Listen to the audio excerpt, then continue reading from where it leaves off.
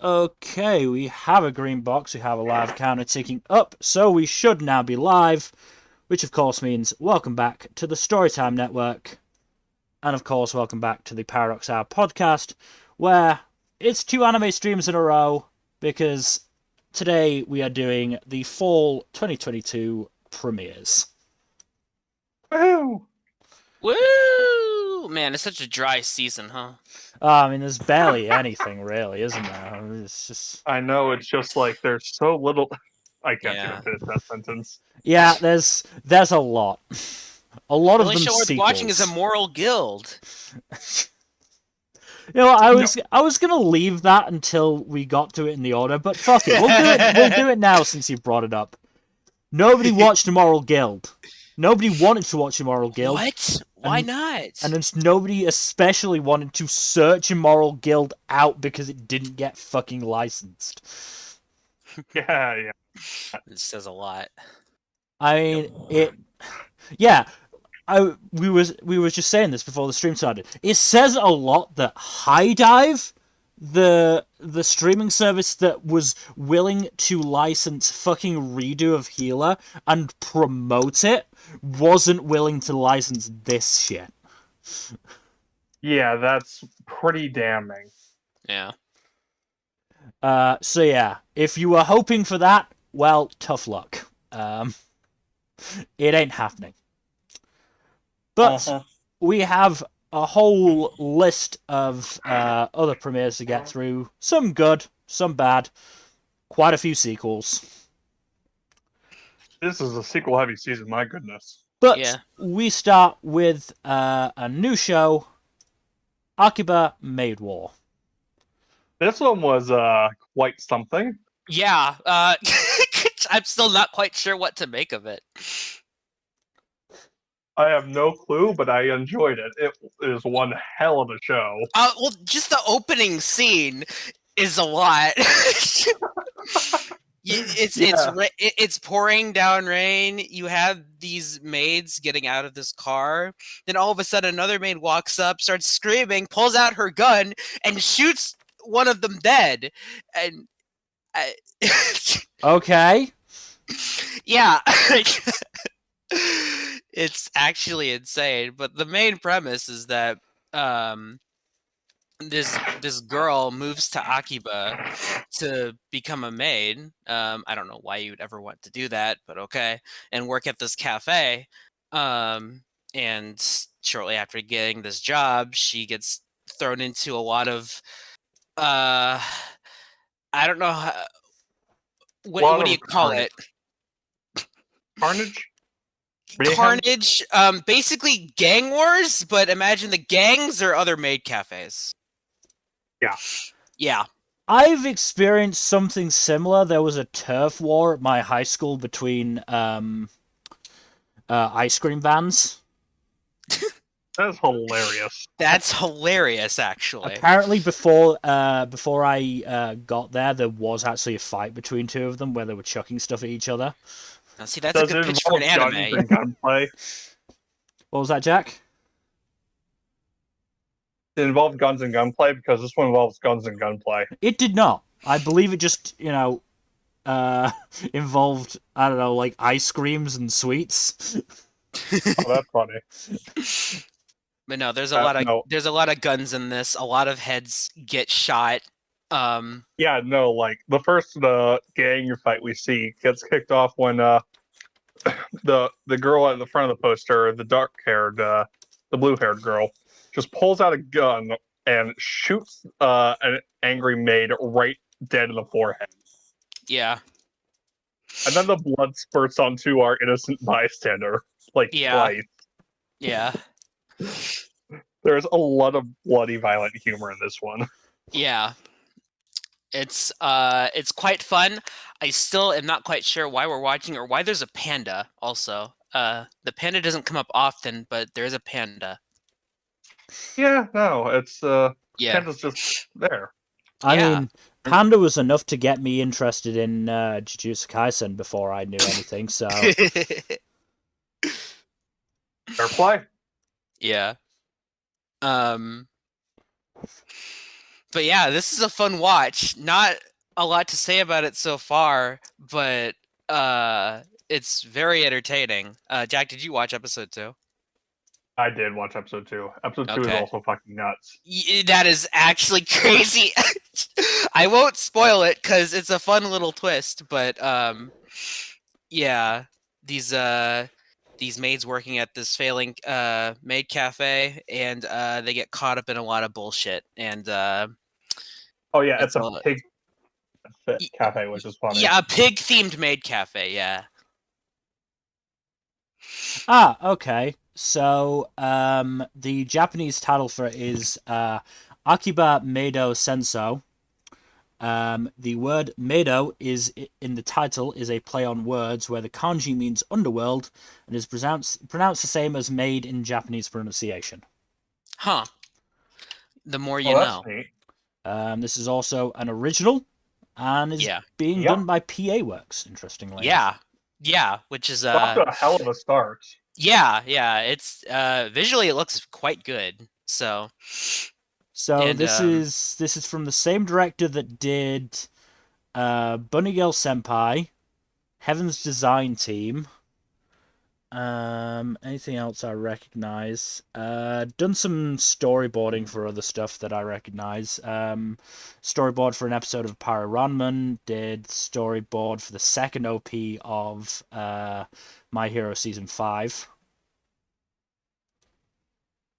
So got decent pedigree. yeah. There's a series compositor. First work for the series compositor. Do we have a writer? Doesn't appear so. Nothing listed, I don't think, no. Not yet, yeah. So, interesting. But yeah, fun show so far. Could potentially be one of the best this season.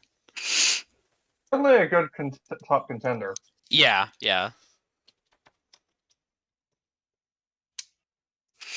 So I think that's all we have for it so far. Okay, then we can move on. It is buck fucking wild, though. Yeah, you should give it a shot. I do actually intend to do it if I can. I just didn't have the time before the stream. Yeah. But we will move on to a premiere that technically has aired, but technically hasn't. All Saints Street. So this is a dongwa that technically first aired back in 2020, but it is now getting an official Japanese dub. Oh, okay. And is therefore being released on Crunchyroll. It starts, I believe, in November. Oh. But I'm very intrigued by the art style. Yeah, it's definitely non-conventional. So basically, the premise is there are a bunch of non-humans living on the in the same apartment. Actually, I think. So the main character is a demon. Oh my god, they were roommates. Main character is a demon. You've got a vampire, an angel landlord, a mummy, and a werewolf. Dope. That's a fun cast. Speaking of cast, it's fucking stacked because you've got Daiki Yamashita as the lead. You've got Jun Fukuyama, Kado Ishikawa, Shun Hori, Yuichi Nakamura, and Takahiro Sakurai. God damn. Like, they went all fucking out on this cast. Another reason I am quite interested in it. But we'll obviously have to see how that goes come November. But up next is... Let me just get that in the right place. Okay. Arknights animation Prelude to Dawn, which also hasn't aired yet. Oh. This doesn't air until the 28th, so... Oh. there is another show on our list that doesn't air for another week or two. So Yeah. So where is it on Mount there? I mean, believe it's a mobile game adaptation. Yeah. yep, Arknights Arknights is a pretty big mobile game. So we'll see if it manages to buck the general trend like Magatsu Verai and Princess Connect, or if it'll just be a typical mobile game adaptation, which is pretty bad. It's only got 8 episodes, which is not a wonderful sign. I mean, sometimes it's better served like having an unconventional episode count to allow it to pace itself better, Yeah. rather than having Very fair. a shit ton of filler. The music is being done by Yuki Hayashi, which Ooh. Oh dang! I recognize that name. Who? What's he done? My Hero. Yep. As well as That's a bunch a good as well as a degree. bunch of other stuff, but My Hero is the big one. The director has done key animation for Mob Psycho Season 2, Gridman, on the OP for Run with the Wind. I think this is his first full director job by the looks of things. He's also directing the sound, which may or may not be good. So yeah, not much more to say about it, considering it's not aired. Up next, has aired, Beast Tamer. I'll be honest with you. I've only watched the first episode of this one, and all right, nothing special. Pretty standard. Hero with non-conventional powers gets kicked out of the heroes party because they think he's useless, type thing. Mm. So he's banished from the heroes party. Secretly, yeah. Except it's not as good. I'm sure it's not. Was it as But I had to creepy say as it. was it as creepy as we feared it would be when we watched the PVs? Not from the one episode I saw. There was almost no fan service in the first episode, actually. Fair So enough. that's definitely a point in its favor. Yeah. It wasn't really sleazy or anything. I mean, It even deliberately took it to use camera angles to avoid giving the female lead an upskirt. So fair enough. As I said, I just vividly remember that was something we were worried about in the PVs. yeah, I didn't see anything particularly objectionable in the episode itself. It was just kind of dull, in my opinion. Mhm. Not nearly the worst thing this season, in my estimation, but it's nowhere near it's really low on my tier list of shows this season. It is a very low priority for me. Right. I likely not going to keep up with this one, even if it does look like it's decently entertaining. There's just too many shows this season. Fair enough. Is there anything else to say? There is the slight issue of the Beast Tamer contract being very. There is the potential for it to become very skeevy. Right. Nothing yet, from what I saw. It was just like a typical contract type thing, as opposed to just slave now. I gain boost. You gain boost from slavery type thing. That is in way too many series, with the way too many being more than 0. Yeah. Yeah, no. There is always the potential for a whole master-servant contract type thing to go very, very skeevy very quickly if done poorly. So there is that concern, but nothing really has nothing to that degree was really evident in the premiere, at the very least. So I give this one a tacit endorsement with caveats. I'm just looking at what this studio has done. Shoot from last season, it did I'm Quitting Heroing. It did A Destructive God Sits Next to Me, which I fucking despised. Oh, I remember you despising that one. Yeah, I really hated that one. Also did Assassin's Pride. Oh, that one was so bad. I'm just annoyed at that one because it could have been good, but then they decided to fit 4 fucking volumes into 4 episodes. I hate mean, that show. yeah. And then Assassin's Pride was bad. It was so bad. It was so freaking bad. And in a here's the most egregious thing, and I'm getting up on my soapbox again, having done it so many times for Assassin's Pride. Here's a really frustrating thing. In a show that was already, clearly struggling for time to get through its story, if it had to go, 4 episodes for 4 volumes, it then decided to waste a fucking episode on stupid Halloween hijinks when the show wasn't even aired anywhere near Halloween. Mm-hmm. Not to mention it was a filler episode. It just angered me. It outright angered me. I still vividly remember the finale, which was weird, like Alice in Wonderland bullshit, and it's like, what the hell is this? Oh, I did not make it that far. Oh wow! No, I we both watched dropped it in its like, entirety. halfway through. Yeah, Mill and I only made it halfway in. I dropped it after the Halloween episode. I was too angry. I was genuinely annoyed at that. So it only gets worse. So yeah.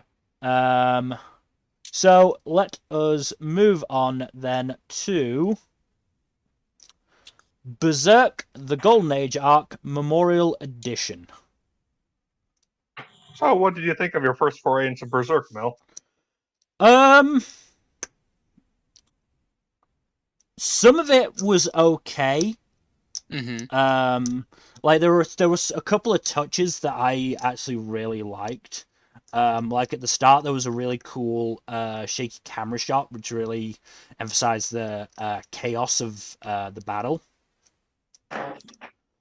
And I think when Guts was attacked by the band of the Red Hawk, at one point, I think the first hit he made sprayed blood on the camera, which was quite a cool touch. Unfortunately, the animation overall was quite poor.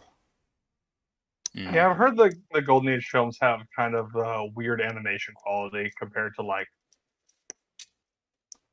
a lot of other more recent CGI series, though still a step above the atrocity that was Berserk 2016. Yeah.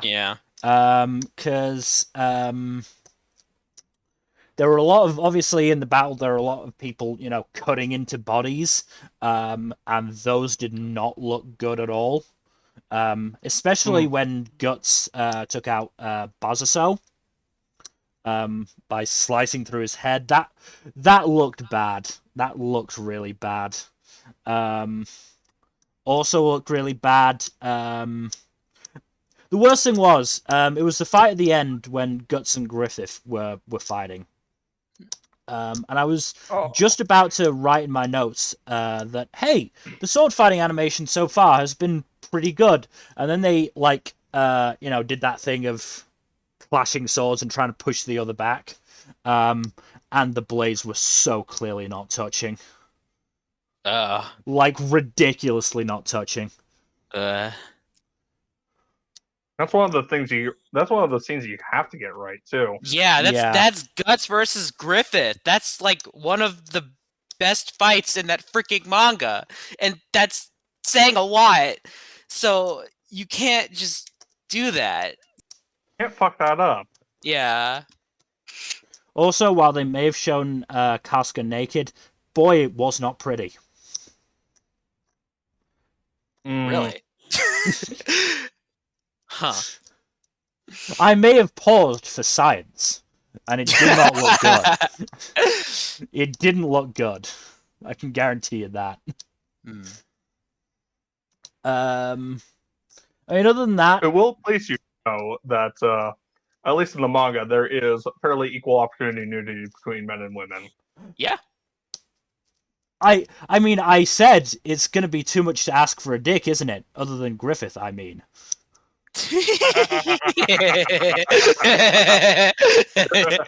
And that was before he was just outright misogynistic / sexist. Oh, I know sweet what he's summer about. child. I know what he's about. Okay. But yeah, like, I mean, it was okay. Like, it wasn't amazing, and the animation did sort of take me out at parts, but The story was good though, right? yeah, it was pretty good. I heard like the way it adapts the Golden Age isn't the best either, like in terms of like pacing and all that. So yeah.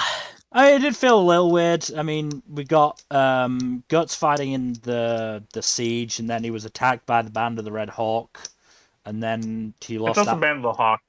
Is it just the Band of the Hawk? I thought it was the Band of the Red Hawk. Band of the Hawk. Are you sure? Yeah. I could have sworn they said Red Hawk. Isn't it just the Band of the Hawk number?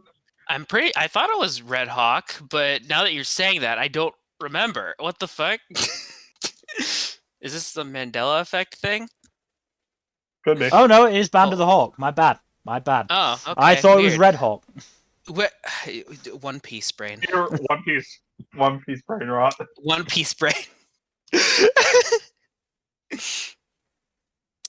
But yeah, I mean, the issue is that, you know, I've not read or watched Berserk before, but I am aware of some parts of it, like Griffith being a fucking asshole. That's an understatement. But, you know, it does sort of mean that I'm like, okay, so when's this fucking shoe gonna drop? Tail end of the Golden Age arc. Right. Yeah. Okay. Interesting. Yeah. Also, they were really playing up the homoeroticism between Guts and Griffith. Oh yeah. Absolutely. Yeah. 100% playing that up. As they should. They should. Yeah. No, I had no problem with it. No. And I also noted that Guts is not very smart. Nah, he's... No, he is absolutely not. That is partially his character. Yeah. I think it was as a result of him trying to fight Griffith, who, you know, curb stomped him already when he wasn't wounded. Then trying to fight him again while he was wounded. It seemed like a poor plan. Look, Guts is a meathead. Yeah. This we know. But does he give good head? That's supposed to have someone else. So yeah, supposedly, yeah, I would think so, but I can't say for sure. The last thing I want to clarify, are there, like, I don't know, orcs and shit in this universe? Not orcs per se, but this is a fantasy series. Yeah, there are non-human beings in this right. series. Well, it was just met any. It was just that there was while Guts was unconscious, there was some sort of like flashback to stuff.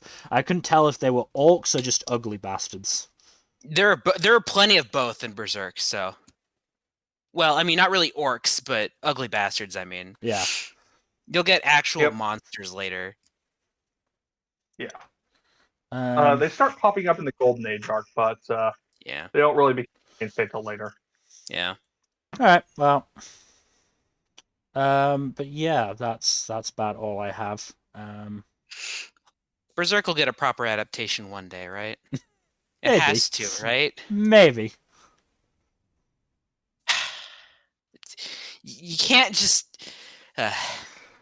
Also, do you know if there's a reason Guts' original VA stopped doing it after like 2012? No. No. We don't. As far as I know. I mean, it's cool that his current VA has pretty much just been Guts. Hiroaki Iwanaga. So. Huh. Neat. Yeah, I'm not sure. I haven't heard anything about that. Regardless, we should move on to Bibliophile Princess.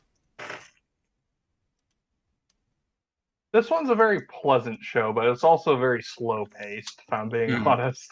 Mm-hmm. First episode is also just like showing the title character and just her circumstances at the start of the story. There's not a lot that actually happens in the pilot episode beyond her being proposed to and accepting a role as a quote-unquote fake fiance because she believes it's just an engagement of convenience to keep people from vying for the prince's hand and whatnot. Yeah, it's pretty clear that she has low self-esteem and very little in the way of social skills, even if she is a generally sweet character. Sounds like your typical Episode 2 bibliophile, is then. Yeah.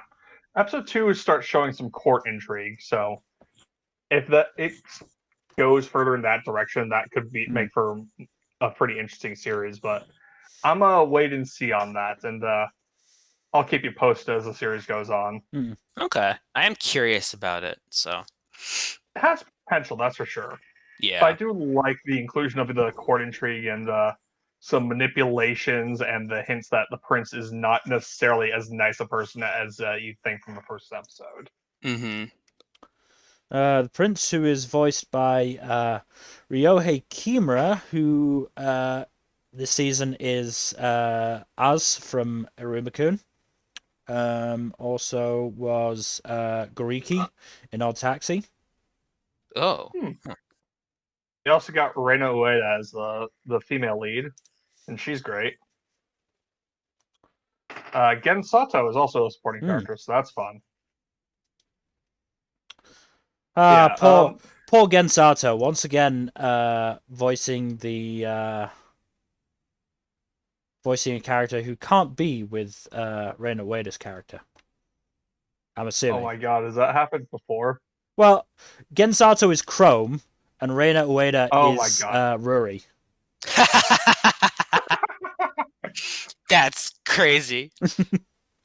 That is quite unfortunate. So yeah, poor Gen Sato. To be fair, I don't think his character in this show really wants that, but I don't know. I was reaching. I just wanted to make the joke. No, that's funny. Fair. Yeah, no, this has potential. It's just the first episode is kind of low key and doesn't really have a lot going on in it. Okay. Holy shit! This is done by Madhouse. Yeah, I just saw that. Why? It's pretty easy for them to adapt. Not a lot of effort for them to put into a lot of animation, so it's probably a good break from Overlord. I don't know. It just doesn't seem like the type of show that Madhouse would do. Yeah. Yeah. I mean, it looks very nice. It is a very pretty anime.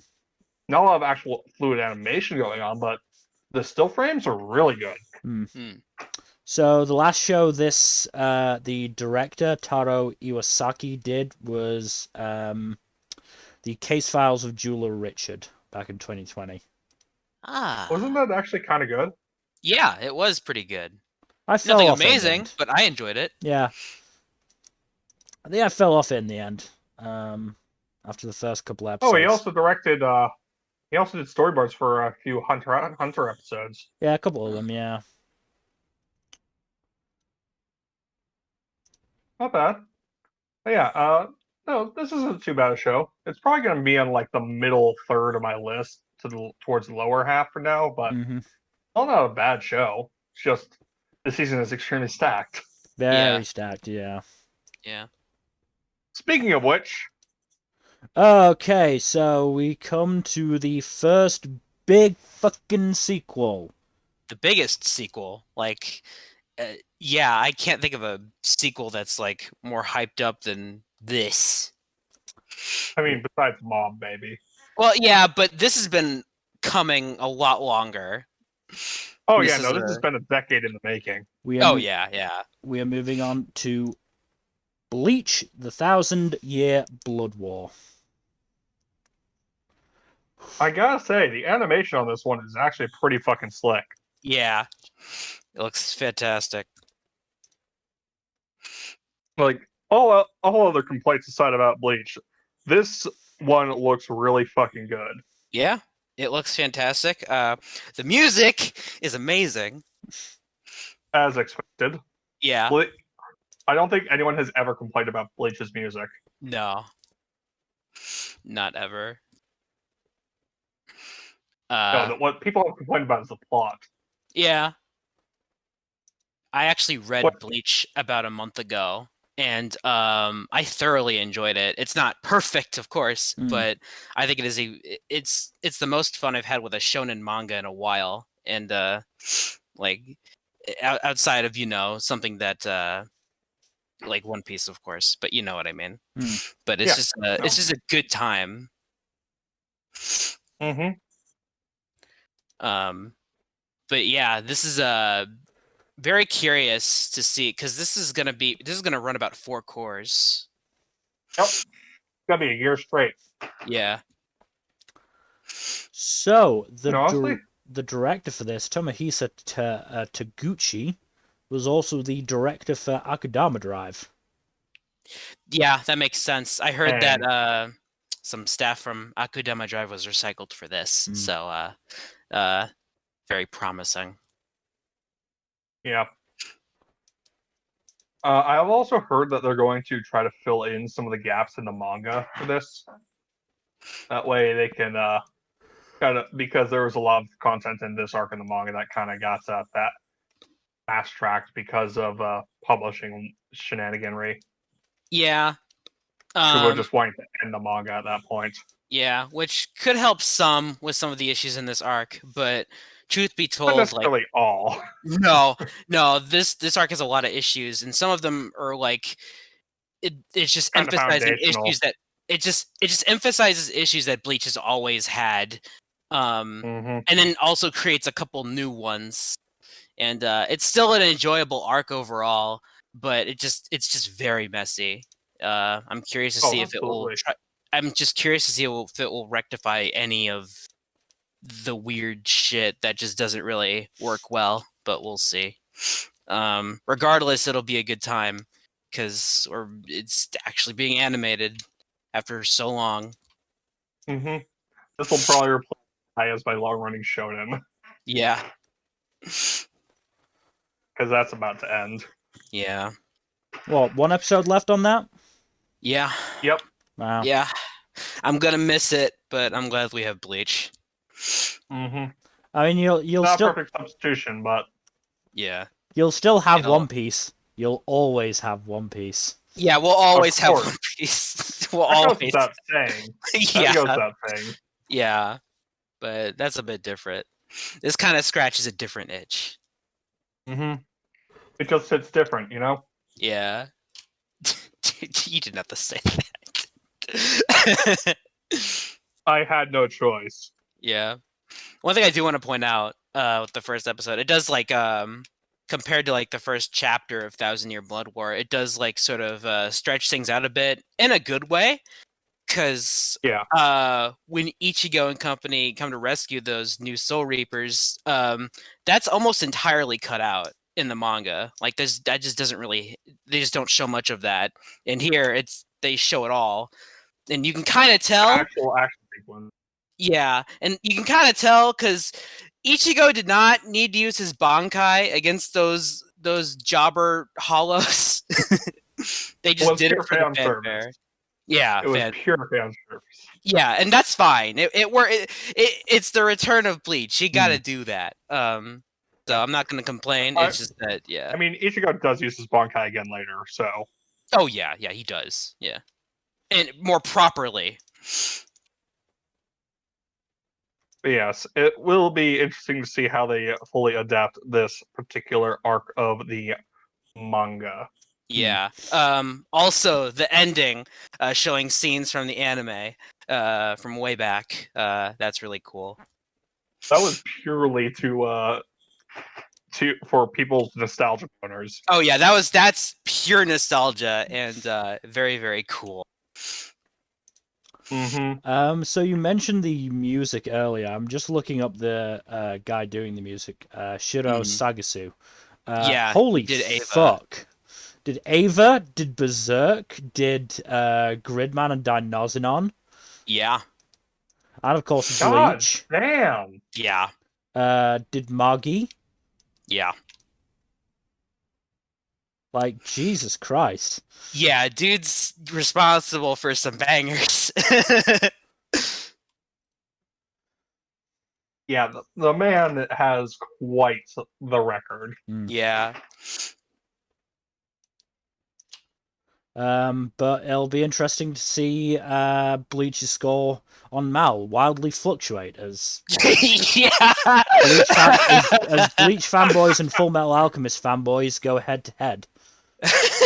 Look, I enjoy Bleach, but come on, let's calm down. Especially since it's only been one episode. Yeah, look, Well- I won't argue the case when Bleach has, gone a core at least. I won't argue that case. But after an episode, come on, you're voting with your nostalgia bonus. Yeah, it's not number 2 of all time. And for a while it was listed as number 1. Yeah. Fucking people. I am siding with the FMA fanboys here. Yeah, of course. It's way too soon to rank Bleach that high. Yeah, it's far too. I can't wait to see some reactions from anime only to see certain things for both good and bad, because that'll be interesting. I'm wondering if that'll be reflected in the score here. Oh, it absolutely will. Yeah. But yeah, Bleach is back. It's technically, in a way, the big 3 are airing all together, sort of. And no one gives a shit about Board. No one cares about Board. But still, it's funny. Yeah. Yeah. Okay, we will move on then. It is not the last you'll hear of Bleach. Nah. But moving on to the big sports show of the season, the only sports show of the season now that I think about it. I don't think there's any others this season. Blue Lock. Oh, no. I've heard good things about the manga for this one. Yeah, I didn't have time to start it, but this has I been, do want to watch it. Yeah, this has been hyped up to fuck. And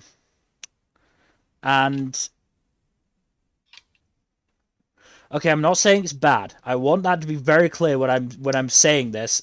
I'm not saying it's bad. Mill's gonna have some hot takes. Okay. Not even that hot. They're lukewarm at best. Okay. This is a rough show to watch coming off of Aoashi. Okay. I see where you're going with that. Yeah.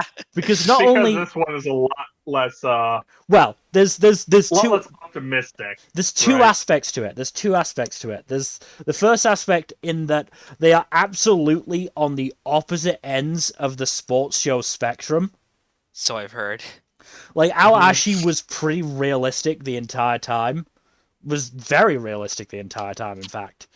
Blue Lock, obviously not seen too much of it yet, but I get the feeling we're going to be going into some, like, fucking Kuroko Prince of Tennis bullshit at some point. Yeah, I was going to say, like, Kuroko. I get that feeling. I just do. It does have that. Yeah, it just has that vibe. The other thing is that Awashi's big thing was, again, as you said, Jack, it's very optimistic. It's very, working as a team, having friends, that sort of thing. Blue Lock is fucking not.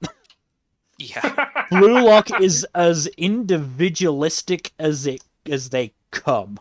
It's like a battle royale sports anime, is what I've heard. Yeah, the whole point is that the guy running this, Igo Jinpachi, who, I gotta say, bowl cut and a bolo tie is a bold fucking look for a man. Especially when you have such soulless fucking eyes. But basically what he's doing is he's trying to create the ultimate individualistic striker. One who can just score goal after goal without actually bothering with petty things like teammates. And what I have to say there is that's quite dumb. Because for one thing, you're pinning all of your hopes on one person, which is risky as shit. All it takes is one wrong movement, and they've done their ACL and they're out for 9 months. The other thing is that while obviously the best players will always stand out, no player can do everything, not even in attack. The best player, in my opinion, for the last decade or so, decade and more, has been a guy called Lionel Messi, and even he has some off games and can't do everything on his own. The international team he plays for, Argentina, he pretty much has to do everything on his own, and they haven't done shit. So that's where I'm sort of like, okay, the concept is not overall selling me in that sense. I'd also say that the main character, Yoichi, he's going to need some work. Don't they all, though? They do all need work, but I am quite intrigued by some of the other characters, especially Bachira Meguru, who's the sports equivalent of a Blood Knight by how things seem. It's well animated as well. I'd like to say that it's well animated like that. And I also spent so fucking long analyzing, because the whole point is that Yoichi decides to be more selfish after, in like the prefectural finals, he's through on goal and then decides to pass it to a teammate who should have an empty net to shoot into, but instead hit the fucking post because he's dog shit. Admittedly, Yoichi did him no favors with the fucking pass, but I'd still say at that situation you have to be fucking scoring. Anyway, I could score from there, and I'm bad. I'm bad at football. Anyway, yeah, I went on a rant about how dog shit the guy who missed the shot was, and actually, the keeper had done a pretty good job, but I still say the guy was dog shit for not even getting it on target. Yep. But, there's also an element of, as a striker, Yoichi should have backed himself. Like, no, as I said before, no striker can do everything on their own, but when a striker is through on goal, you have to back yourself. You absolutely have to back yourself, for better or worse. Otherwise, you're not being a striker then. You only do that cheap, sweaty goal bullshit when if you're playing a video game or if you're up by like 5. You don't do it at 1-0 down. You back yourself and go for it. Otherwise, yeah, I mean, it's interesting. I'm absolutely gonna keep watching it, but it's, as I said, it's just a rough one to watch after. It's just a rough one to watch after Awashi. It just is. Anyway, and character design's very interesting. Lots of soulless eyes. You don't need a soul to play soccer. No, you don't. And I'm just gonna say, Redhead has an excuse at least. Yeah. Just gonna say, Kira, you fucked up, buddy. Like, he was the one guy who was like talking back to Jinpachi's bullshit. It was like, no, we shouldn't do this, and then he didn't stick to his fucking guns, and he still took part, and then he was the first one fucking eliminated. So he sacrificed his morals for nothing. So he fucked around and he found out? Yep. It was dumb of him. It was dumb of him. So moving on to another good show this season, Bocchi the Rock. I love this so far. Really good. Yeah. I Bocchi fucking has such strong social anxiety. I Yeah. loved the fake credit scene. No, that was great. I loved that. That That was was fantastic. so funny. No, this show has great gags. Yeah. The other one that Absolutely. was so fucking funny was when Hitori was in the park, was trying to like empathize with the dude who was sat there. It's like, we're both loners, and then his family showed up. Oh god. Yeah, I mean, this is. Yeah, we've had a show with a socially anxious character called Hitori Bocchi, so Yeah. but this one's I mean, music that's also a themed. good show. Please watch it. Yeah, no, that Yeah, one's a yes, great it show. is. Yes, it is. Yeah. But this Hitori is definitely a different type of character. Mhm. Like Bocchi was very like quite meek and sad about it. Like Hitori here, just like she doesn't get angry, but she's very dramatic. She is very dramatic. Very internally dramatic. Externally, she is extremely quiet. Yeah. Yeah. I just like I also loved that she was like, I'm gonna learn to play guitar and join a band and everything's gonna be great. 3 years later. Fuck. This will be just like in those animes. Yeah. Poor girl. She's trying so hard. Also, I know the pain of a clicking bag because you've got so many badges on it.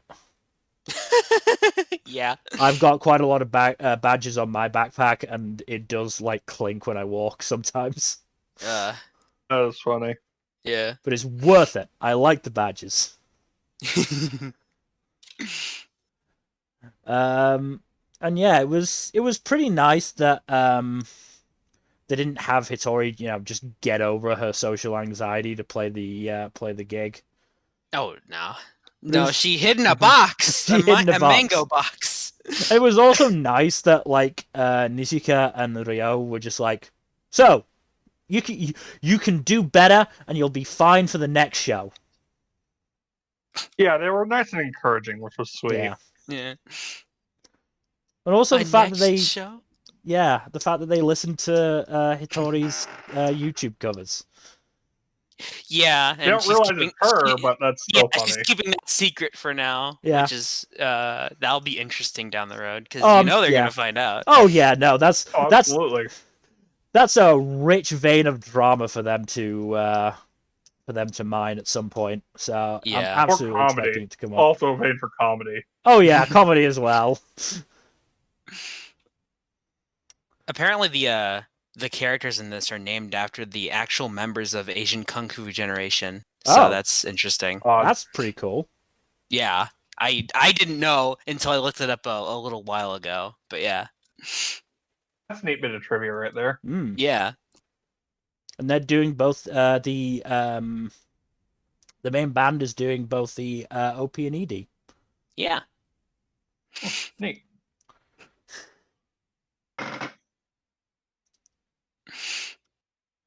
So yeah, I mean this has definitely been good so far. Yeah. Always love a good band show. Have either of you watched episode 2? I have not watched episode 2. Okay.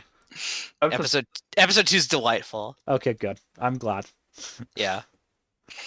And yeah, we're just waiting for Ikuyo to be not introduced because we did see her in episode 1, but to join the band certainly. Yeah. That looks like it's gonna happen or so, probably.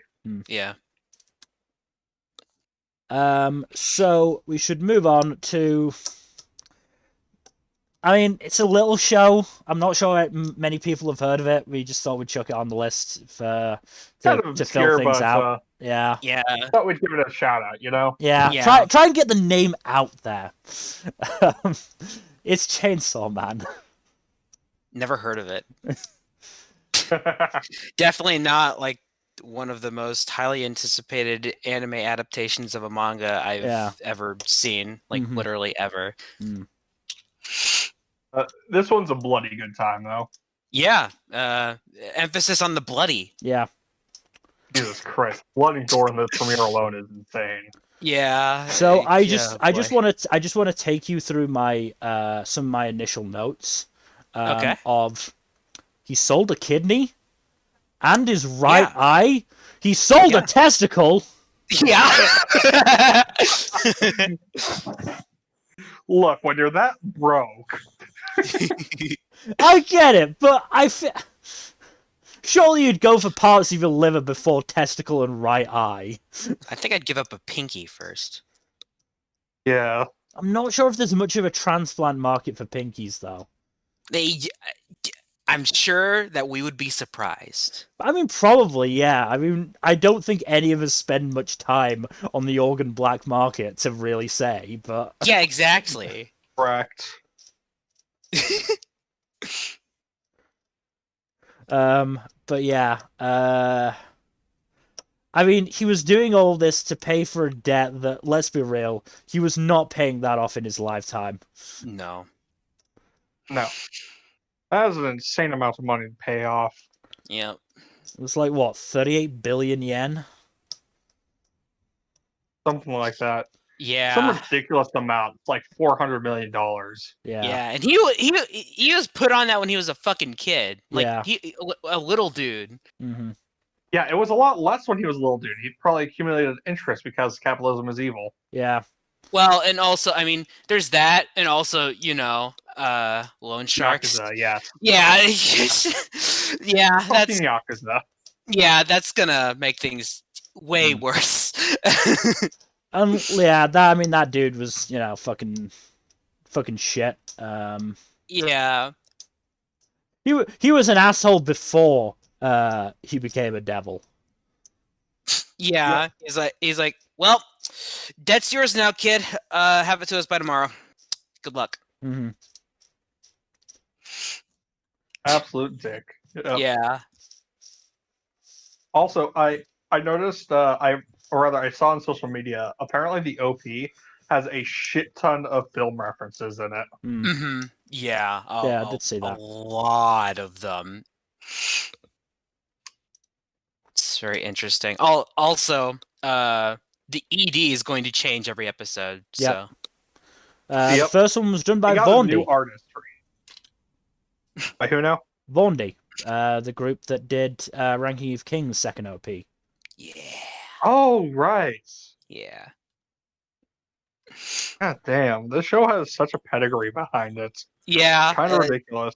Yeah, it really is. And I'd say the anime so far has lived up to expectations, at least for the most part. I'm personally not a huge fan of the CG. It's not bad. It's but- noticeable. CG isn't awful. It's not It's bad, noticeable, but it's not atrocious. yeah. Yeah. It would Wow. also be really hard to do, Denji in traditional 2D. It's definitely possible, Yeah. but that would take a lot more time and effort and And money. Mappa's animes are already overworked as it is. Yeah. Yeah, and we know what they did with Attack on Titan, making the 2D Titans into CG, when clearly they didn't have to do that, but it was what was best for them, most likely. So, I'm not gonna blame them for this. No. But Mappa has 3 big ass projects in the pipeline for next year. I am not surprised they scaled back a little bit on Chainsaw Man. and those are Given just how the ones we know expensive it is. about. Yeah. Yeah. Mappa, I But think yeah, Sorry, make that. Well, yeah, 3 coming up, and they've already been, working on Chainsaw Man. So they've also got Attack on Titan, the final season, part 42, coming up. Jujutsu Kaisen season 2 and Vinland Saga season 2, because for some reason they took fucking Vinland Saga. I don't know, but apparently the staff on that is largely the same as what. I know, Okay, but so still. all those people moved over from Wit. Okay. Yeah. Why did Wit let it go? I don't know. So I- confusing. I don't know. I guess they're just focusing on Spy Family right now. I don't know. Wit's getting into a weird habit of passing their shit on to Mappa. I And don't. Mappa's just like taking it with open arms. Yeah. The other thing to note that Denji's VA, Kikunosuke Toya, this is his first real role. And he's according to really Mal. good. Yeah, no, he did a good Hey. job. I also have to point out that he is younger than me. That's. I'm sorry, Mel. I'm getting used to Also it in the now, voice but it's just, I always have to. When I see the birthday of like, oh, after 1997, like, yeah, I'm starting to get older now, aren't I? Wait, how old is he?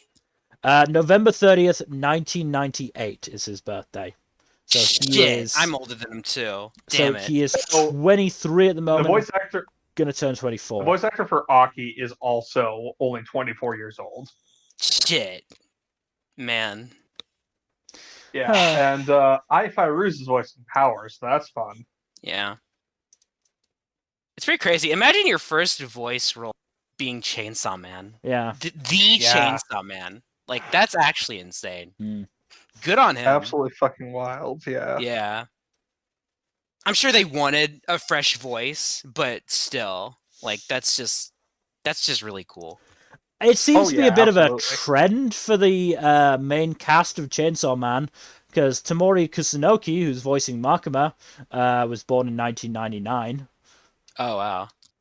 Wait, what? Goddamn. 99? Yeah, Jeez. December 1999 as well.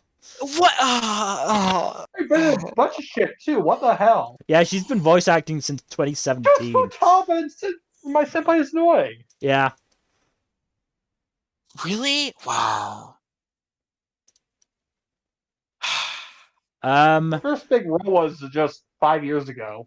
Nmbr, do you play the Starlight mobile game? Yeah. So do you know the character Tamao Tomoe? Yeah. Tamori Kusunoki voices her. Jeez. That's actually crazy. She was also Natsume in Decadence. Really? And What? and Oh, okay. Neru in Wonder Egg. Yep. Jesus Jeez. Girl has a lot on Christ. She was the pink devil in the Gun Gale Online too. Oh. She was in fucking Release the Spice. Wow. God damn. Wow. This young lady is very prolific. Yeah. Yeah. Oh, and since we mentioned it earlier, she was also the main girl in Assassin's Pride. Oh. Well, good for her. Can't all I be guess. wins. Can't all be wins. You know, it's fine. You know, everyone has to be in a few stinkers. You know, it's fine. Do you find it hilarious that I Ruse is the eldest of the cast and she's playing probably the most immature of them? Yeah. Anyway, yeah. I don't know, I mean, Wow. it was a good premiere. Production. I mean that Yeah. fits for Power. Yeah, I Ruse is a good voice for Power. Yeah. Jolene is Power. Yeah, that sounds about right. I could see that. But yeah, Yeah. it was a good premiere. It hasn't quite assuaged my fears that it'll be too depressing for me, because oh boy, is Denji's life depressing as shit. Oh, don't worry. The most depressing shit doesn't come until like season 2. So there you go. Great, It's fine. I'm so happy. Because it's only 12 episodes. I don't know why, Mm. but That's what, Alright. like 4 volumes worth of the manga, something like that. Yeah. But it's like you would think for something like this they would go the full 24, but all right. That's not. Yeah. I mean, Mappa's got a lot on right now. Yeah, I know, but it's Chainsaw Man. You I know. know. Maybe they want to break the spread of the hype. Mm-hmm. Yeah. Anyway, we should move on to. Let's be honest, it's another good fucking show. Yeah. Do it yourself. Hell yeah. This was So you do it so much yourself. fun. Yeah. No, This you is do it very- yourself. This is very nice. This is delightful. US Yeah. Yeah, I can't believe the main character is named Yourself. Yeah. That's fun. And they have fun with that in the show yeah, as well. I like that. That was cute. But yeah, so the main character's name is Yua Serufu, which obviously pronounced in a Japanese accent sounds like yourself. Yeah. Yep. You are Serufu.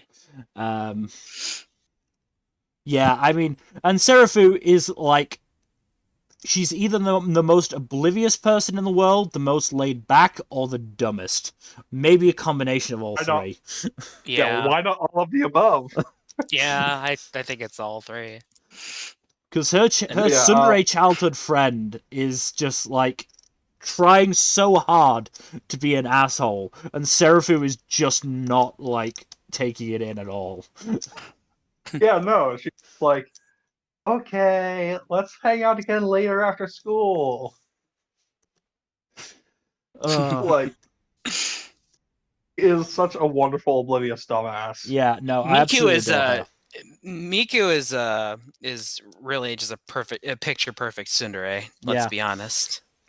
I honestly can't even particularly blame her for the tsundere-ness. No, I can't either.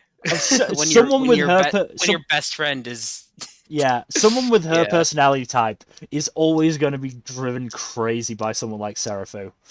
Always. Yep.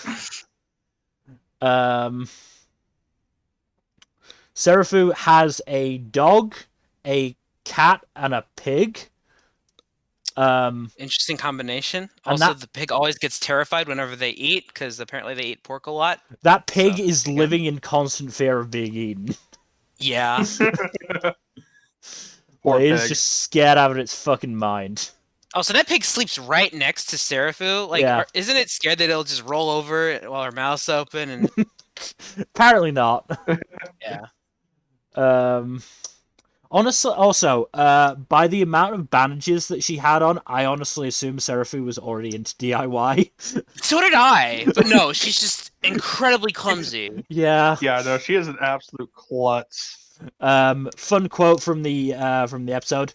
I'm glad I was extra careful and gave you crayons that were safe to eat. I have no idea how many you gobbled.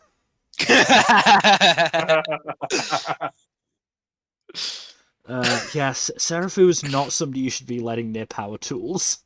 No. She is the most snip-prone person I have ever seen in an anime. Yeah, she, at the very least, you should not leave her by herself. Definitely not. I mean, it's a really good thing that the school nurse is the advisor. Oh, yeah. Really good thing. Oh, have you seen episode 2 yet, Mil? I have not, no. I haven't seen episode 2 of anything. One bit. I'll tell you this one bit from episode 2. Serufu visits the nurse multiple times, and the nurse says perfect attendance. Yeah. Because of how often she comes to her office. Yeah, she's apparently there every day, which, wow. I feel like she said that in episode 1 as well. Maybe she did. I think it was emphasized in episode 2. Yeah, because I think it was I think it was like in a sense of, wow, you've been here every day of school. Maybe try not to hurt yourself so much. But yeah, I'm also gonna say the OP. I fucking love it. Oh, it's delightful. I've watched it so many times now. And yeah, I'm looking forward to getting to meet the rest of the cast members. I mean, already, Serufu is a fucking joy. Miku is fun in how hard she's trying to get a reaction from Serufu and fail. Yeah. Rei, I really liked Rei. I really liked her in what we got of her. And what little we got of Takumi and Kokoro were also fun. Kokoro is the girl who's Miku's friend at school, who... Yeah. Poor Miku! Thought she was getting away from somebody like Seraphim and then found another Yeah. one. Yeah, no. Yep. Oh my god, one of the characters is literally named Juliet Queen Elizabeth the Eighth. Yeah, I just saw that. just saw that. What the fuck? But yeah, this is an original by the same studio that did Kageki Shoujo. Yeah, which Oh dang. that's all you need to tell me. That's Yeah. that's all you need to tell me. I'm on board. Shit. Yeah. The same director as Kageki Shoujo as well. Yeah. So, Fantastic. Amazing. Let's go. what was the scriptwriter done? Scriptwriter and series compositor, I believe. Yeah. Also did the series composition for Iruma-kun season 2. Huh. Nope. And Iruma-kun season 1. And for Slime season 1. Nope. So got some decent names behind it. But yes, this is I adored this this premiere. I really did. I was losing my mind watching it. I love this. This is already one of my favorites. Yeah. This season. Oh so. yeah, it's an easy front runner this season for me. Yeah. But moving on to one I haven't watched, The Eminence in Shadow. This one is odd because the first episode is really not indicative of the tone of the series. Right. Okay. It's like mostly set in the real world and follows a character who isn't the main character. And also there's a few weird fan service shots that I'm really not a fan of. So it wasn't service for you, the fan. Correct. Anyways, first episode's really weird. Second episode's a bit more in line with the overall tone. So basically, there's a reason it's nicknamed Chun Isekai. The main character is a Chuni par excellence, and basically wants to set himself up as a shadowy mastermind who's neither like the hero or the villain, but someone who fights in the shadows. So like Shadow the Hedgehog. Basically. Yeah. And what he does is he develops a pretty strong talent for magic and whatnot, as isekai protagonists are wont to do. And he starts rescuing and recruiting basically orphans to help him to be his friends, and makes up a story about about the reason he saved them is because of this big grand conspiracy. And the big grand conspiracy turns out to be exactly what he said it was, but he doesn't realize this. Oh, That's God. Okay. Okay, that's pretty good. He is a yes. Honestly, if you watch this, I'd just recommend skipping episode 1 altogether. I mean, Really? I'm not going to watch it because Isekai, but yeah. Yeah. Episode 1, literally, the only thing that it tells you that's of note is that the main character trained a lot as a youth to get good to become the Eminence in Shadow, as he calls it. And then he gets tied to be a truck coon. Of course. Gotta keep truck coon in work. Yeah. I do also like that the setting is more like Industrial Revolution, late Renaissance era type setting rather than typical medieval fantasy, as is the case in most isekai. Yeah. So it is a slightly different setting than standard, which I do appreciate. I know. This is fun. Just honestly, skip episode 1. Okay. Because episode 2 is a lot more indicative of what you're going to get from the series. Okay, so I'm reading the Anifam review. The content in episode 1 is apparently later from in the source material. What? Yeah, I think it's like a side story or something from volume 4 of Light Novel or something like that. It's real. I don't know why they put it in here. It's this weird thing where a lot of anime adaptations take material from later in the source and just put it up front because it takes place earlier in the timeline. I don't like it. Yeah. It's a weird adaptation choice. Yeah. Stop it. So from what I'm reading, it sounds like it tried to do a bait and switch of, oh, look how serious and dark we're going to be, and oh wait, no, it's actually a comedy. Yeah, basically. Yeah, from what the content warning's saying, that was never going to work. No, of course not.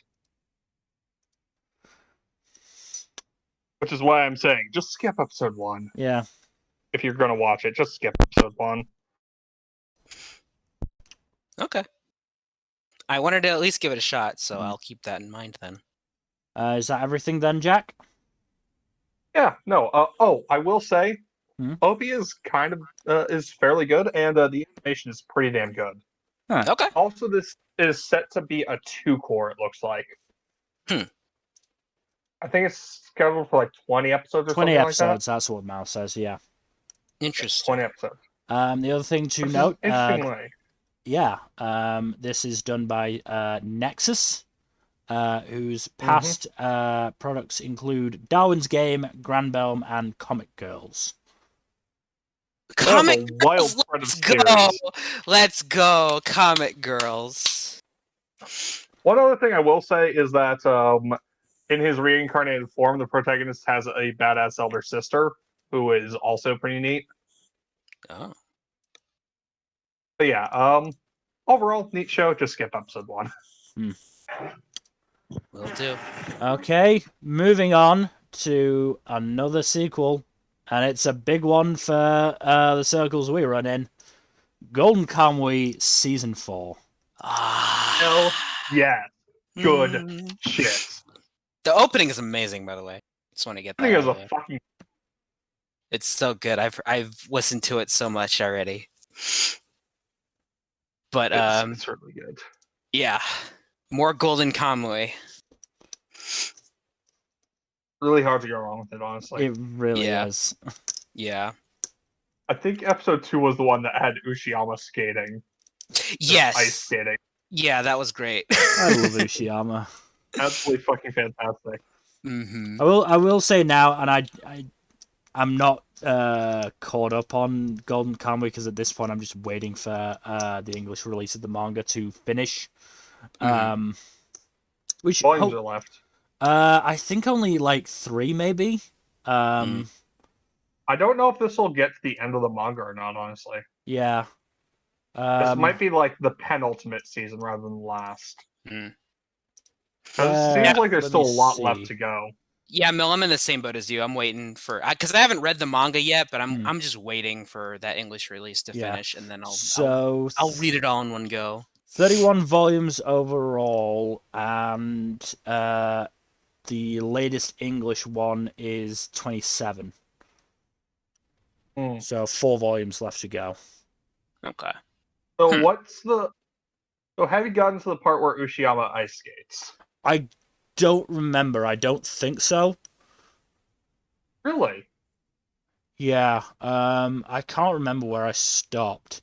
I did basically because unfortunately there's generally a decent gap between volumes, which means I do sort of forget what happens. Yeah. Okay, what's the last big plot point you remember? Because season 3 ended with the death of a major character. It was the reunion between Sugimoto and Usurper where they got peed on. Oh yeah, okay, yeah. That was at the end of season 3. That was the last big thing I remember. Okay. Yeah, that was end of season 3. Right. Mm-hmm. So this is actually stuff you're not familiar with then. Not this just is yet. actually probably going to be the final season. Okay. I'm sure you've missed I'm Ogata, asking. haven't you? No, If haven't watched the anime. I haven't watched the anime. If I were to watch the anime, I'd be doing it dubbed. Man, that's crazy. Because Would you mind us discussing this this season because it's going to be past where you are? No, Yeah. go for it. Go for it. Okay. I'll probably forget. Yeah. I don't know. Well, you might talk some very big plot points, man. Yeah. push if I feel like I'm getting spoiled, then I'll do what I've done before and just take my headphones off and let you two talk. Fair. But it is what it is. But you're missing Ogata, voiced by the legendary Kenjiro Suda. Instead, I could get Ogata voiced by Orion Pitts, who I've honestly not heard of before. Yeah, I was gonna say, should I know that voice? I don't watch a lot of dubs, but voices Awase in My Hero. oh, okay. That's all I really recognize. Oh, he was in the King's Game dub. Oh, okay. Oh, it was Yoshida in Ass Class. Oh. He was also this might be more down your alley number. Rumshi and Arak in Super. Oh, okay. So an elephant-looking guy and Yeah. lizard dude maybe. Yeah. But yeah, I can't turn down Ian Sinclair as Sugimoto. I can't. He is really good. Yeah. So apparently, third season only covered about 5 volumes of the manga. Right. How the fuck did the first 2 seasons cover so much? Yeah. The first 2 seasons covered like 21 volumes. Or 20 volumes. It should also be noted that this season is being done by a different studio. Mm-hmm. Yeah, that is weird. No, it largely looks the same. I mean, I'd have to different director, by the looks of things. They managed to match the art and animation style pretty well. Yeah. Even if the animation is a little bit better. Yeah. So, yeah, I think different director and series compositor for sure. Have to have a closer look to see if actually no, series compositor is the same.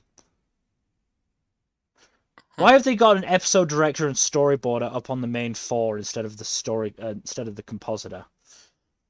So series compositor is the same guy. Director is different though. So, but good for them. They've picked up a good series. Brain Space.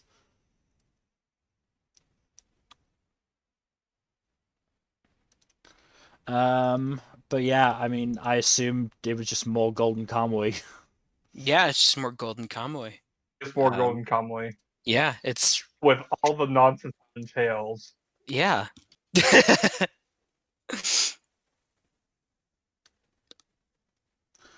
I've missed this show. So I mean, got talking about it in a Discord, and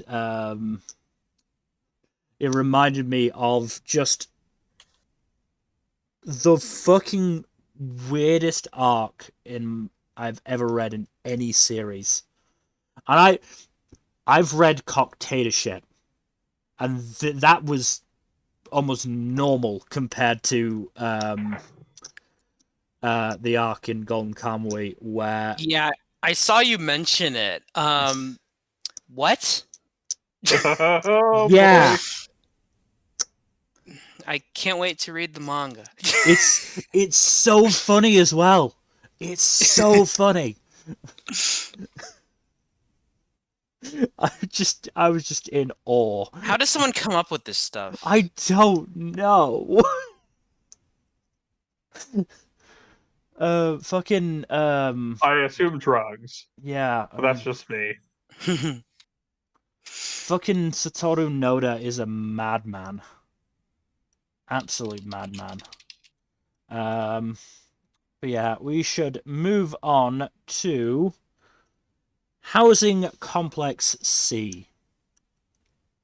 So this one's a bit weird because apparently it's only on Adult Swim. Yeah, that's kind of why I don't have a chance to watch it, even if I wanted to, which I kind of don't. Yeah. It is a horror show, so Yeah, it's also only like 4 episodes apparently. Yeah. So that's interesting. But yeah, I did watch it earlier on adultswim.com. Plug. Yeah, plug, I guess. I don't know why they didn't just put it on somewhere else, but whatever. It's fairly interesting so far. So it's about this this relatively small town. I don't think they really show the town, but it seems like a very close knit group of people. During this summer heat wave, they go looking for this shaved ice machine in this storehouse, and they end up finding this cave that leads to like these lost ruins or some shit, and they unearth like this stone thing. Don't know a lot about it, but also in there's like a lot of these. I'm getting ahead of myself. So it focuses on this girl Kimi and her someone who moves in named Yuri, and basically a lot of weird goings on are happening after this group of foreigners moves into this town. Yeah. And like, for example, one day they go to the park and there's just a lot of just dead fish just all around on the ground. Right. And yeah, weird stuff like that. And when Kimi and Yuri do their own thing and they do a little bit of investigating in this storehouse cave, they find like these drawings that were drawn by this shut-in, and they're like based on basically like Cthulhu shit. Right. Like the dude was literally looking up like Cthulhu mythos and stuff. And yeah. Also, this is everyone's friendly reminder that H.P. Lovecraft was a piece of shit. Yep. Yeah. Weird Lovecraftian stuff, but yeah. So I'm throwing a lot of stuff out here. It's just weird. I'm not quite sure what to make of it yet. It is like fairly interesting enough that I'm going to at least stick with it for a while. It's only 4 episodes, so there's a good chance I'll watch the whole thing. But yeah, I'm just not quite sure what to make of it. One of the village residents is quite racist. Everyone else calls her out on it. Lovecraft. To be fair, everyone else calls her out on it, and it's never really shown that she's justified in being, kind of racist. But hopefully, they don't try to justify. I don't know. It's not quite sure what to make of it yet. It is fairly interesting. Also, because this is literally only been on Adult Swim. Like, not it hasn't even aired in Japan. It's only dubbed, so a little weird for me, but I don't really mind it. It's just not quite something I expected. Yeah. But yeah, could be interesting, but we'll have to wait and see. So just gonna point out before we move on, this is where Human Crazy University should be if any of us watched it, which none of us did because it looks awful. It is the most horrifically awful looking anime that I watched in the PV streams in terms of animation quality. Was it even licensed anywhere? It was licensed by Crunchyroll. Oh, okay. Those absolute bungle nuts. By the sounds of things, they're trying to make comedy out of a guy killing his girlfriend and her lover and ending up on death row. I see. That's a bit of a reach, folks. Let's see if they got it. And it looks like they did not stick the landing based on the ANN reviews. Holy shit. Yeah, I only saw the Mal rating, and that's pretty low. So I mean, I went on the Anifem review, which is also not good. Oh well, I wouldn't think so. The penultimate line in the Anifem review is this proof that there is no loving God overseeing the universe? So yeah,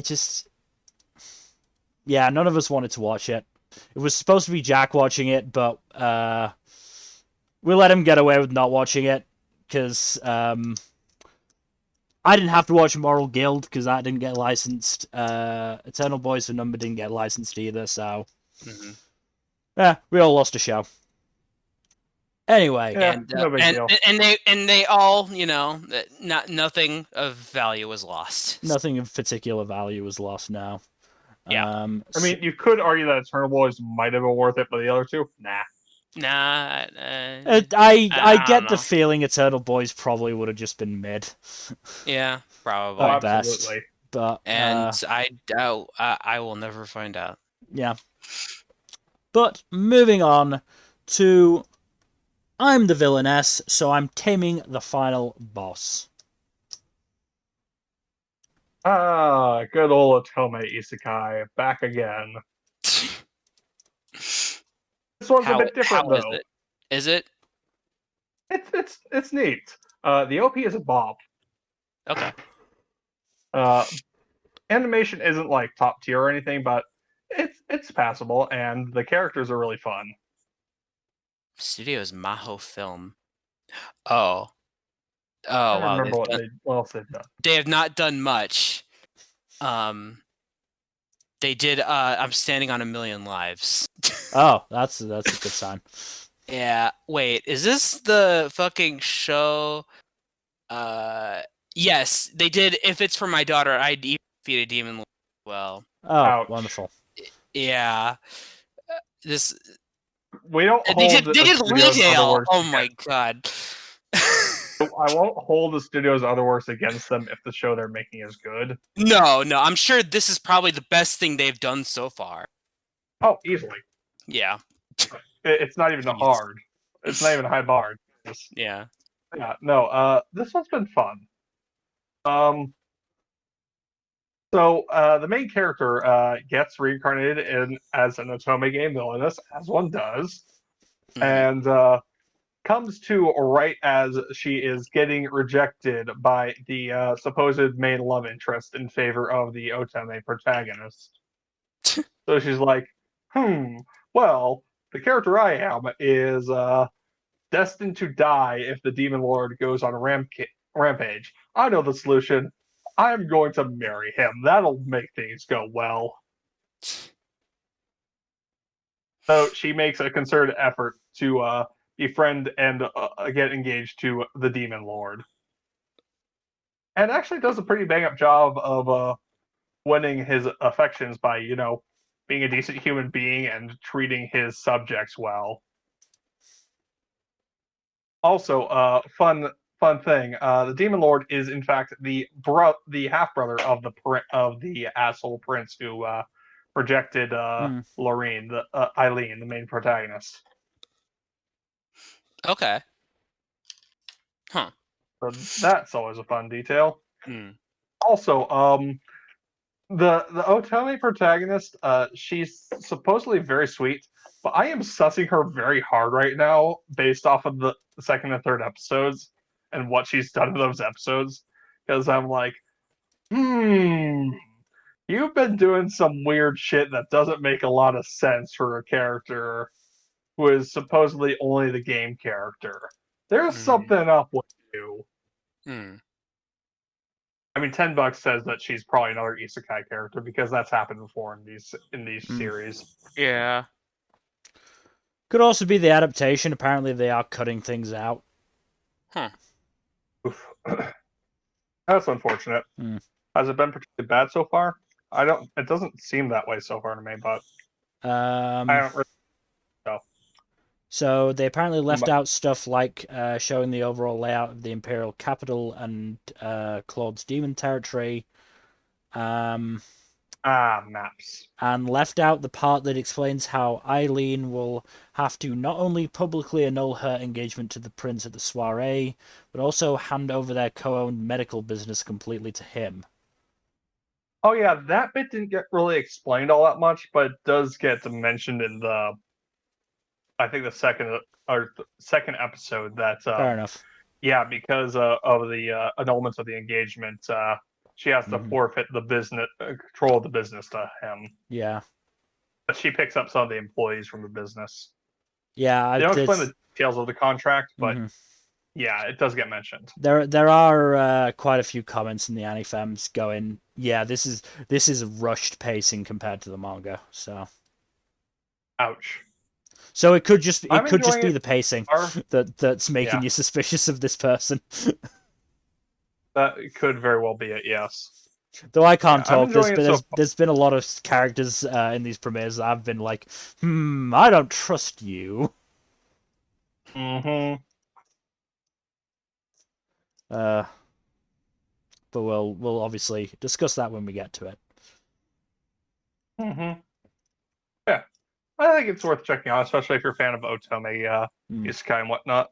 But yeah, I probably will. I had an interest in it already, so I'll probably take a look at it. Okay, then. Moving on to... let me just get this title up. I've somehow gotten stronger when I improved my farm-related skills. Ugh. I see. This is just boring.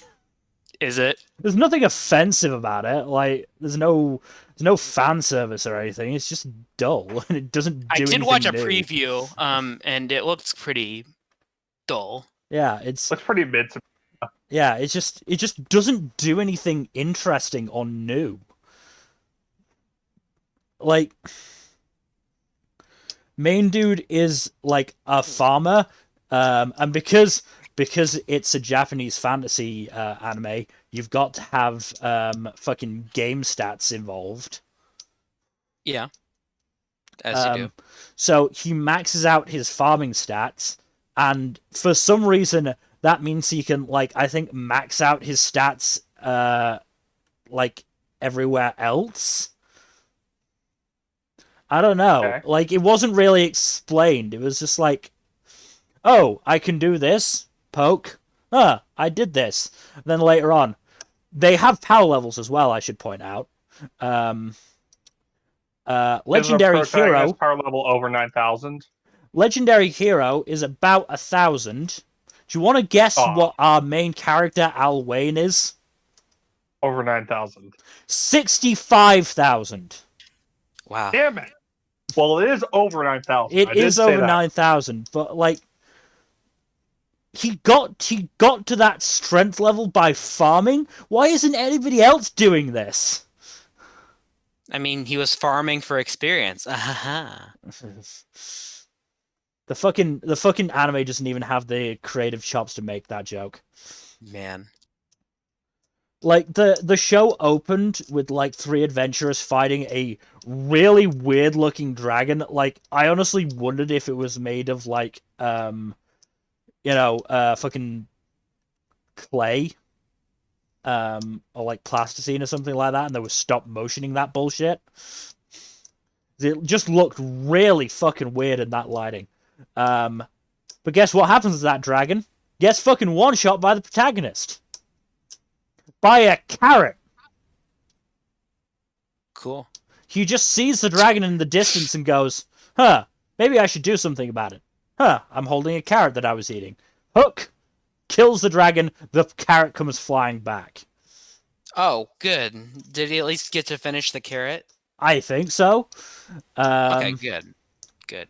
And then there's also the fact that apparently there's like demons in this world. There was a war, they made peace, but now apparently a former leader of the demons is taking over again and is marching on the capital. So the main advisor gets the king and princess to leave, and oh no, it turns out it was actually a trap. How could we see that coming? Except for the fact that the main advisor was fucking sketchy. Voiced by Nobuhiko Okamoto, which was fun at least. Oh. But yeah, he ends up betraying them, and then fucking Al Wayne just fucking wanders in and bodies this guy, who was apparently like the strongest fucking demon. Wayne. Al Wayne. Yeah. Al Wayne. Was he like John Wayne's shitty younger cousin or something? I don't fucking know. Yeah, this is just boring. It's just boring. That's honestly the worst thing you can say about a show besides it being like downright Offensive. problematic. Yeah. Yeah. So we will instead move on to a premiere that I enjoyed quite a bit more. Just get the name. Legend of Mana, the Teardrop Crystal. Not gonna lie, pretty sick name for a show. Yeah, I generally enjoyed this. It was somewhat perplexing. In I the assume that's because of the lore or something. Yeah. it was more the fucking like creatures and character designs, like Oh yeah, the big ears and stuff, right? I mean, the big ears, the fucking sentient plants that are around, the fucking tree. Come on, Mill, you've read Lord of the Rings. You know about Ents. This one wasn't an Ent, though. It was a Trent. Hey, why are you bullying my boy Trent over here? And honestly, more than the size of the ears, it was the color of the ears that weirded me out on those two. Like they were not the same color as the rest of their flesh. Oh, that is off-putting. Yes. Yeah, it was just really weird. I'm also gonna say that like how they spelled the names in the fucking subtitles and how they pronounce the names were not the same sometimes. So like I'm probably gonna get some names wrong. Where the fuck is it on Mal? There it is. So Shiloh, I quite liked. I also like his design. He's got abs. Cool. Did have to play a small game of anime boy girl or in between, because I'd assumed boy, but he had quite relatively feminine features and chest covering, and I was like, maybe not, and then he talked, and it was Nobunaga Shimazaki doing a clearly male voice. I was like, yeah, probably boy then. Probably boy. Elazul was kind of a dick for parts of it, but he seems like he's a decent guy overall. I mean, my favorite character was oh god, I didn't even fucking note down his name. Duella, tiny guy with a fucking I think it's a gourd on his head that's just a complete badass. Like fucking bodied Elazul. Yeah, I mean, that's pretty much it. There's not much else to say about it. It was, as I said, it was a decent enough premiere, one that's interested me, but just parts of the world that were like, okay, I've not played any Mana games before, so this is just kind of weird to me. And now they're in the Mekiv Caverns, so that should be fun. Okay. Oh no, the Mekiv Caverns. Whatever show. I know nothing of the game, so. I've not played these games yet, so.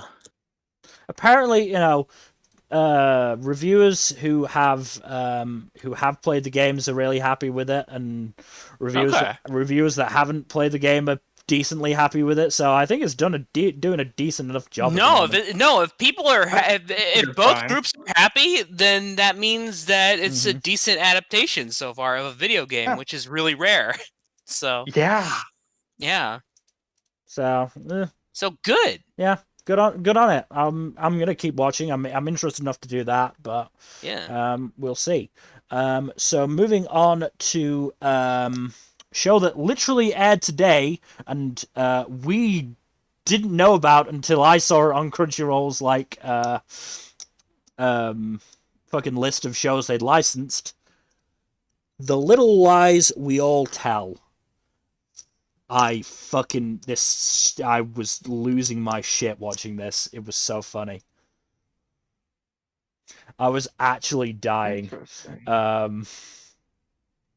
So basically the point is, and this isn't spoiling it because it literally it's part of the first segment, and it's actually even pointed out in the OP. Basically, there are these 4 girls who all have a secret. Rika is an alien colonel who crash landed on Earth. Okay.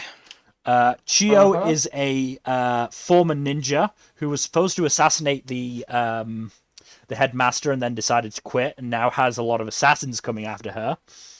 Okay. Tsubasa is a boy forced by his twin sister to go to an all-girls school. Okay. Because the twin sister's crush was going to an all-boys school that Tsubasa got into. Oh, so it's a twin switch. Gotcha. Yep, they pulled the twin switch. And Sekine is a psychic who is finding all of this out and is losing her goddamn shit. So Anya, okay. Because all of this shit is happening. Like, Rika is trying to portray herself as a human. Chio is trying to portray herself as a normal girl and not someone being hunted by assassins. And Tsubasa is trying to fit in with girls. And Sekine is like, oh my god, they are all terrible, but because they're all terrible, they can't tell how terrible each other are. Okay. And if I had a nickel for every time there was a fake credits in these premieres, I'd only have 2 nickels. But it's not a lot, but it's weird it happened twice, because it happened here as well. Okay.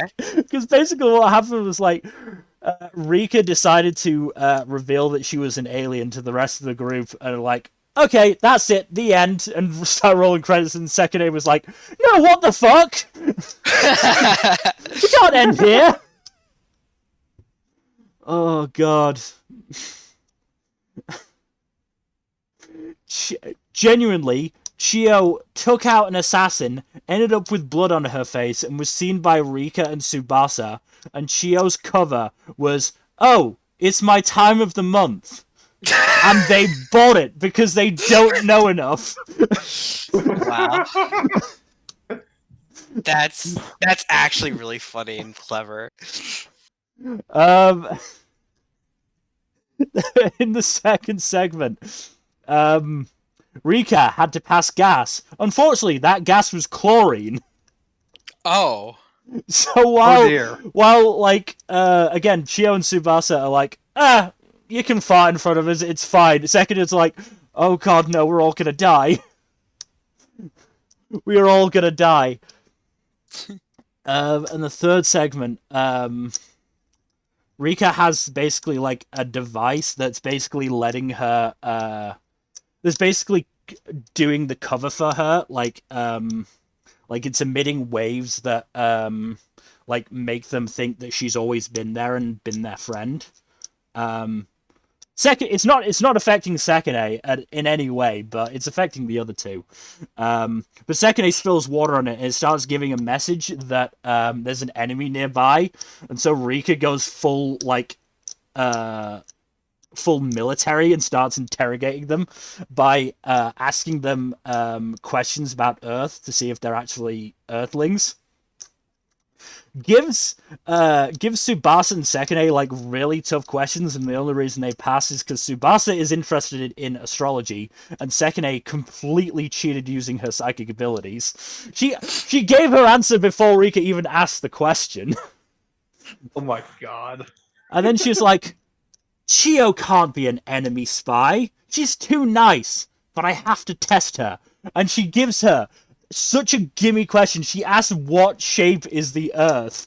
And she was like, "A triangle?"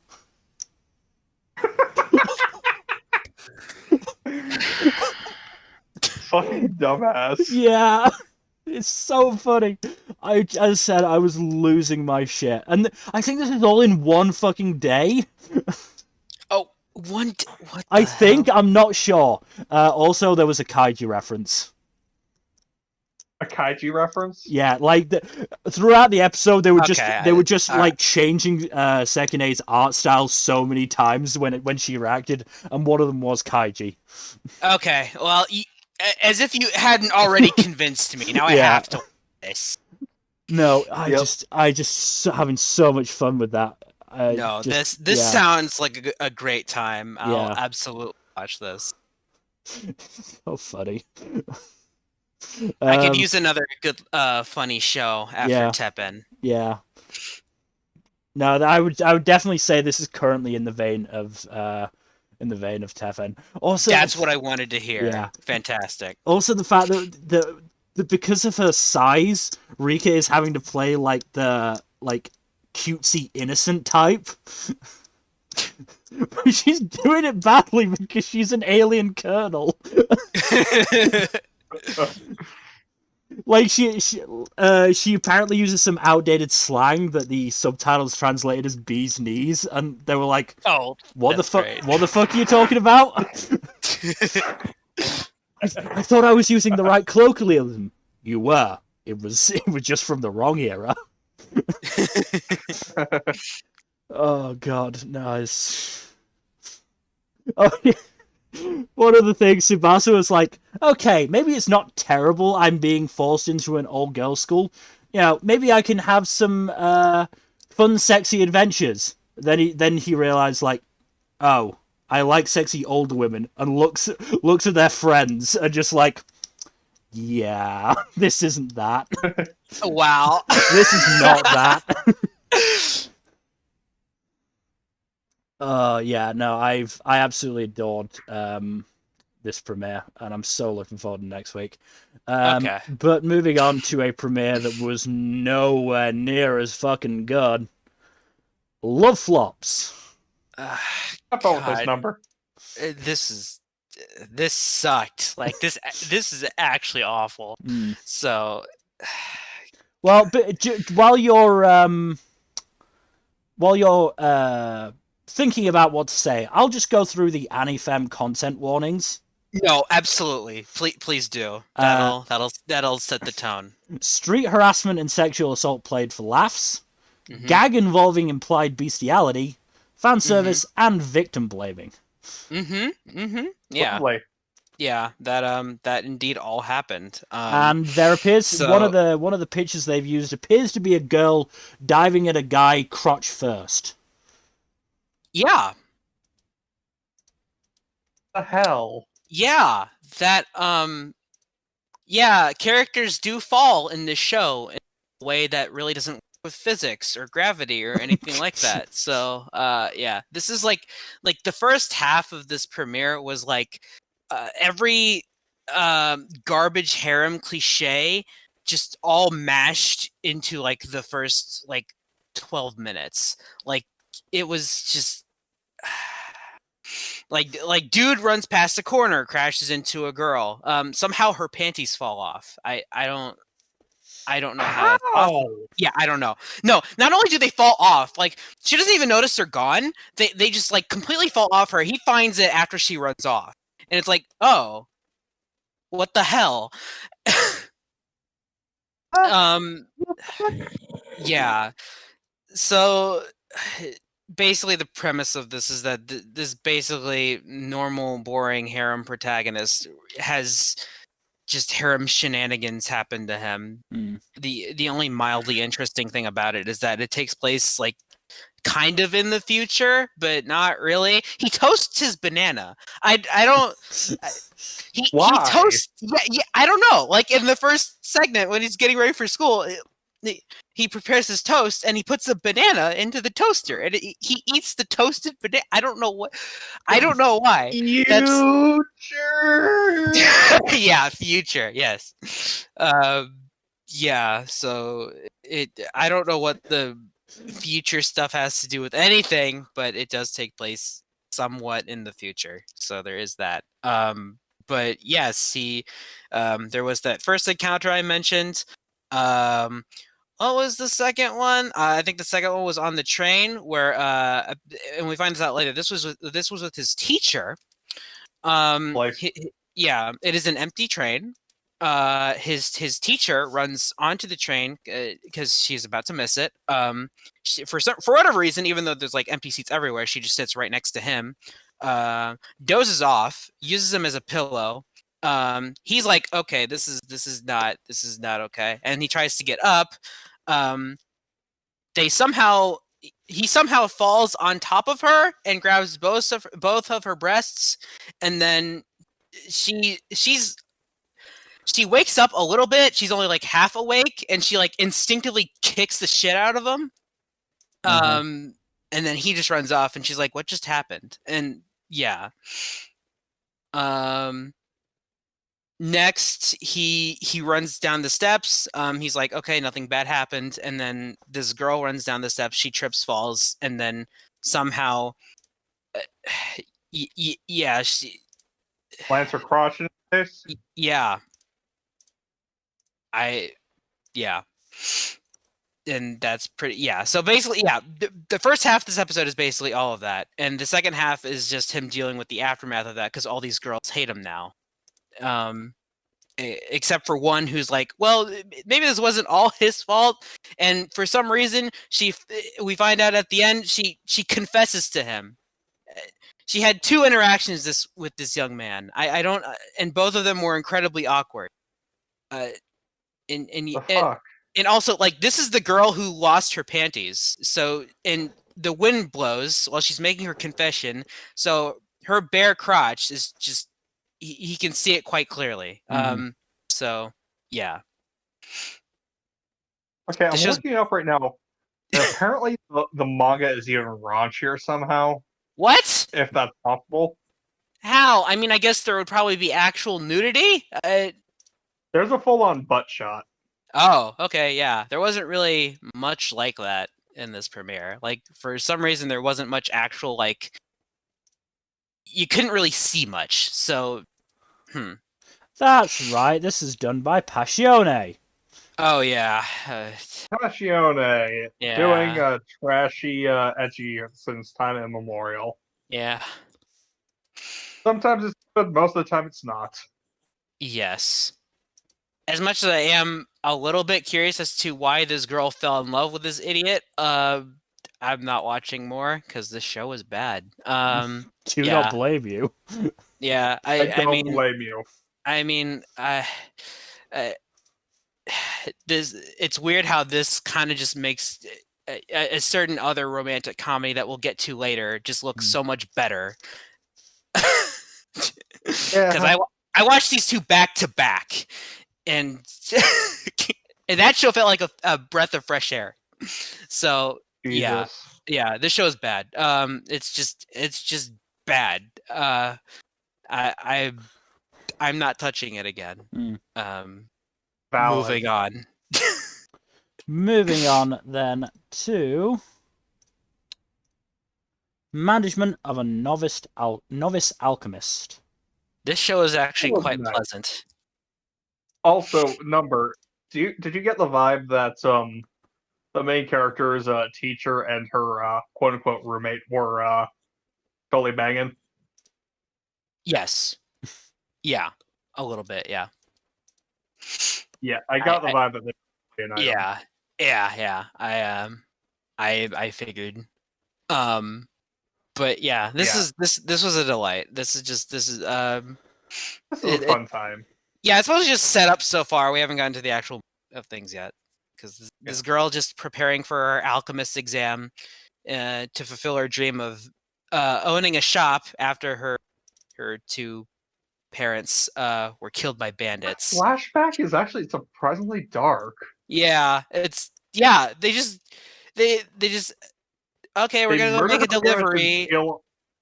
and some dudes just steal the right for her from her for her parents' shop. Yeah, that's so fucked. Yeah, and they just fucking sent her to an orphanage. Yeah. Yeah, so that That's was like surprisingly fucked up for such a lighthearted show. yeah, that was pretty fucked up. But yeah, that's how she gets her dream to become an alchemist and have her own shop. And the entire first episode is about her and her exam to officially become an alchemist. And after a little mishap on the academy's end, not hers, but even after that, she surpassed expectations and she graduates successfully and manages to own a really cheap shop. Yes, I wonder if there's a catch to that. Yeah, well, A, it's in the middle of nowhere, and B, well, as we Is later absolute- find out, it's covered in vines and shit. Yeah. It's quite run down. Always a catch. Always. Yeah, a there's catch. always a catch. Yeah. So yeah, this seems pretty good, at least so far. Not a whole lot to say about it, but I'm on board with it. Yeah. Nothing wrong with a Awesome. cutesy little show like this. To wash the taste of love flops out of my mouth. Ross is a fun protagonist too, so that's nice. Yeah, yeah. I like her. She's capable, but not so much so that it feels like she's a Mary Sue or anything. Oh yeah, no. Like she's not entirely confident in her own abilities either. So, but she trained with apparently a very much loved master alchemist. So I she's remember probably who is.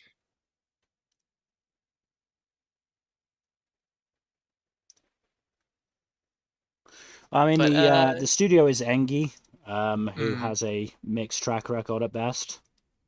Mm-hmm. Oh. Oh, this is neat. Yeah. This is neat. The mentor lady has the same voice actress as Opera from Iruma-kun.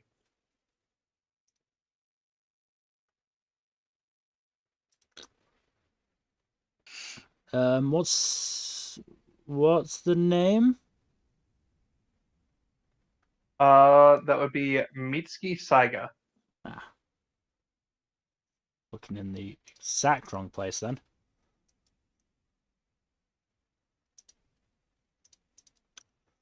Alright, so yeah, Opera in Iruma-kun. Also, Hayase Into Your Eternity, and Oh. one of the Stewart Bros in Baccarina. Imagine probably kid voice. Probably. Hard to say for certain, though. I would assume so, seeing as Jeffrey is also voiced by Takahito Koyasu. Yeah, that'd probably be it then. Oh, she's also done the voice for Henry from Black Clover. Hmm. To be fair, her voice is pretty on the androgynous side. Mm. Still, yeah, this is a fun, light-hearted show. Yeah. I'm looking forward to getting into the actual meat of her, owning a shop and everything that comes with that. Mm-hmm. Okay then. But we can move forward. Moving on, it's another big sequel. Mob Psycho Oh, 100 Season 3. I've never heard of this show.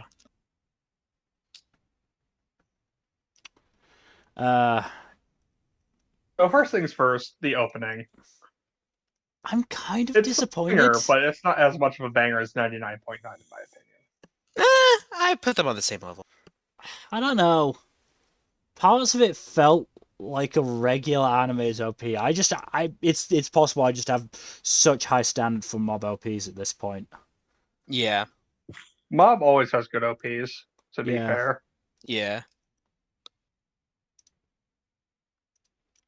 But I just, especially considering like I didn't watch the OP until I watched the episode. So there was also like, you know, a lot of people talking about it, saying how good it was, and like, so again, you know, I was expecting a lot from it, and there were a couple of really good points. I will say that, like especially right at the end when Reagan is watching Mob grow up. That's really good. But The first episode is just so good, honestly. First episode is good. It's a nice one to get back into the swing of things, and once again, Herzog was a nice addition to the cast. Yeah, I like. Yeah, Cerzal. I really like him. Oh god, Reagan is playing him as well. To be fair, he seemed like the kind of person who could see through Reagan all that easily. No. Yeah. But you know, for a serial con man, Reagan gives surprisingly good life advice. Yeah. Wild. That's kind of like his main shtick. Yeah. Yeah. So yeah, I mean, most of the time, it was, you know, the episode was mostly based on Mob worrying about what he wants to do for his future, which is compounded by the fact that they went to a house call of a dude who was kind of awful. Let's be real. Yeah. Kind of awful, but also just like really pitiful. Yeah.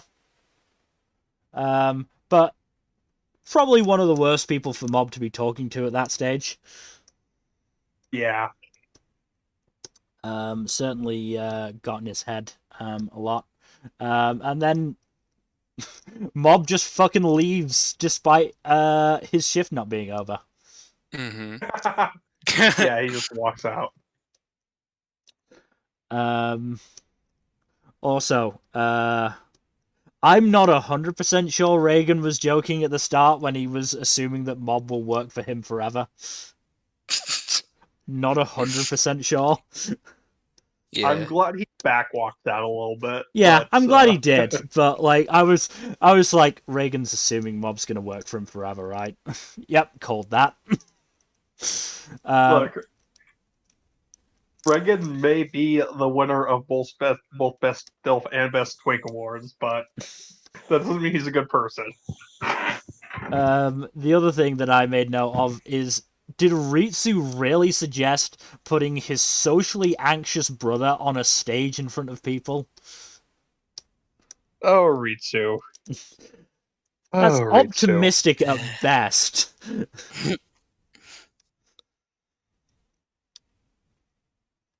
But yeah, I mean, that's again, Mob first episodes tend to be relatively low key affairs. As do mostly the first parts of the season, honestly. First few episodes are build up almost always. I mean, the mob explosion counter is back though, so that's fun. Yeah. He's up at what, 18%? I think it was something like that. Something like that. Yeah. I'm sure it'll be fine. Yeah, sure. I've seen the preview. Oh boy. We're in for a fun time. Yeah. Yeah. This is the last season of Mob, and I think some crazy stuff's gonna happen. So we will have to wait and find out. But I don't wanna. I wanna find out now. Then read the manga if you can put up with butt ugly Reagan. No, I don't want to do that. I want to watch the anime. It is such a difference seeing anime Reagan and manga Reagan. Oh no, I saw like a comparison of like with this one panel and then the scene it's actually based on, and it's Yeah. like, whoa, Yeah. that's wow. Yeah. Apparently, the animators are such big fans of Reagan that they intentionally made him look more handsome. Good. Apparently, they want to make a Reagan who looks like he fucks, Well, even though they he really succeeded. doesn't. They succeeded. Yeah. Yes. But yeah, Mob was as Mob is. It was very good. And will probably be yeah. Mop. It's always good. Yeah. Yeah. But moving on to another pretty big show this season, Mobile Suit Gundam: The Witch from Mercury. Yuri In Gundam. a pretty, Yuri Gundam. Sorry. in a pretty stacked season, this is actually a pretty strong front runner for anime of the season already. This is already like my current favorite, and we've hardly gotten In my into top three, anything. easily. Yeah. This is really good shit. Yeah. Like, this is basically Utena Gundam, Yeah, it's Utena Gundam. That's which is not a thing I ever thought I would actually say. yeah. It's also gorgeous. Oh, it looks amazing. Yeah. You watched the prologue episode, right? Yeah. Yeah, that one was also quite a kick in the teeth. Yeah.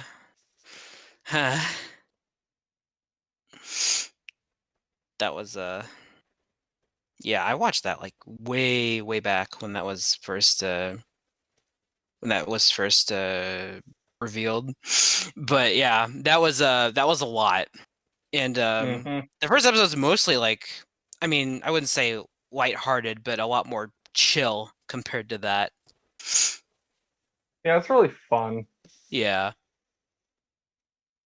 But then we get the bit where they get the idea of just how awful the school system is and how awful a lot of the people involved in it are.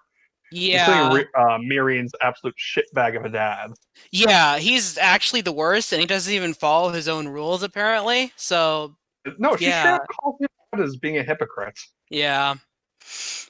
Although I'll be honest, I do take a bit of amusement in that this school settles all conflicts with giant robot battles in a similar vein to how Yu-Gi-Oh settles all of its conflicts with card games.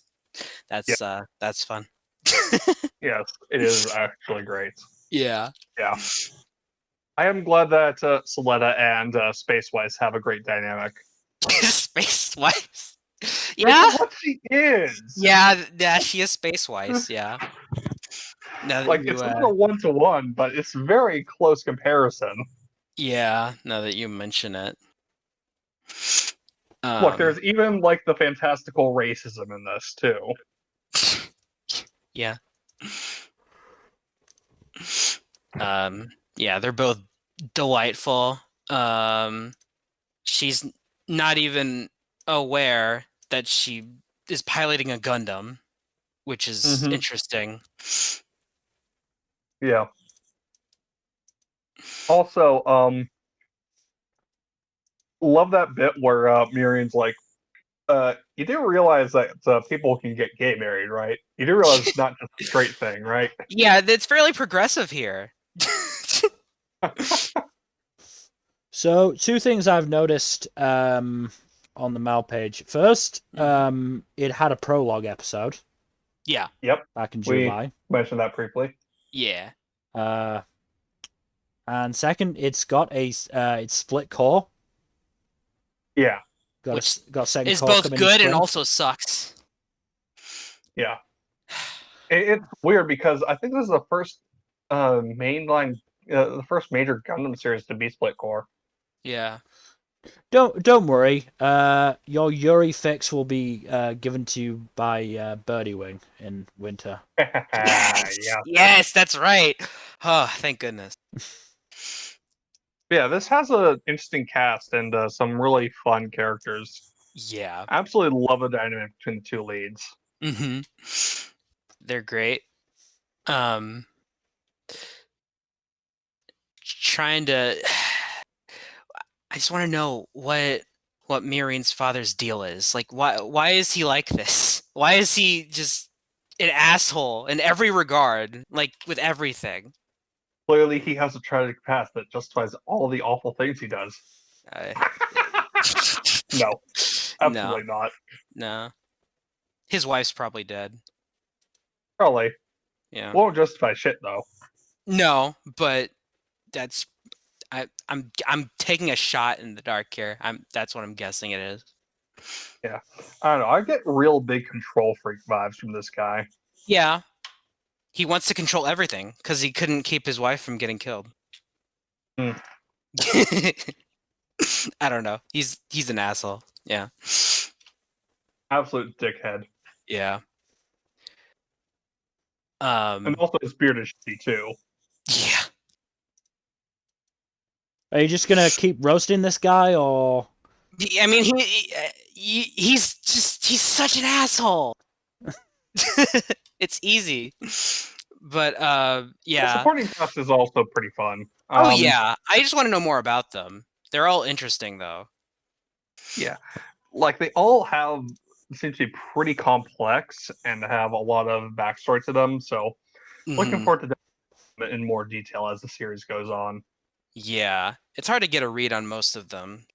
They haven't been on screen much. It's mostly been focused on Soletta and Miorine so far. Honestly, mostly Miorine. Now that I think about it, she got like supposed to be the deuteragonist. So yeah.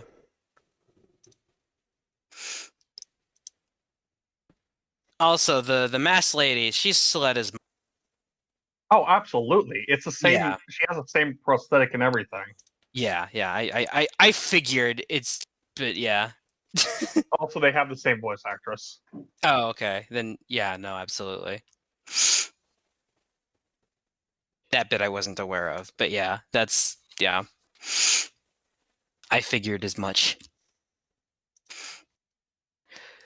But yeah, I'm loving this show so far. I just want to see.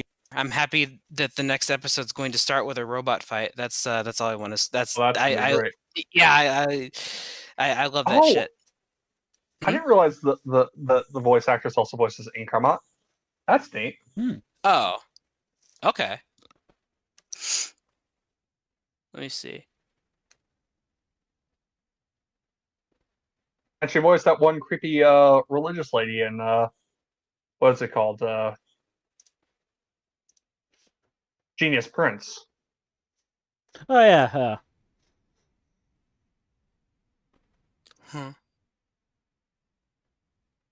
Always neat when you look up a voice actor and see all the various roles they're in. Yeah. Oh, she voiced Yuri Rindo in World Trigger. Ah. Yeah. No, this one's good. Yeah. No, it's really good. Very strong front runner for anime of the season already, and looks like we're only just getting started on the story as a whole. Yeah. But we can move forward for now. I suppose we have to.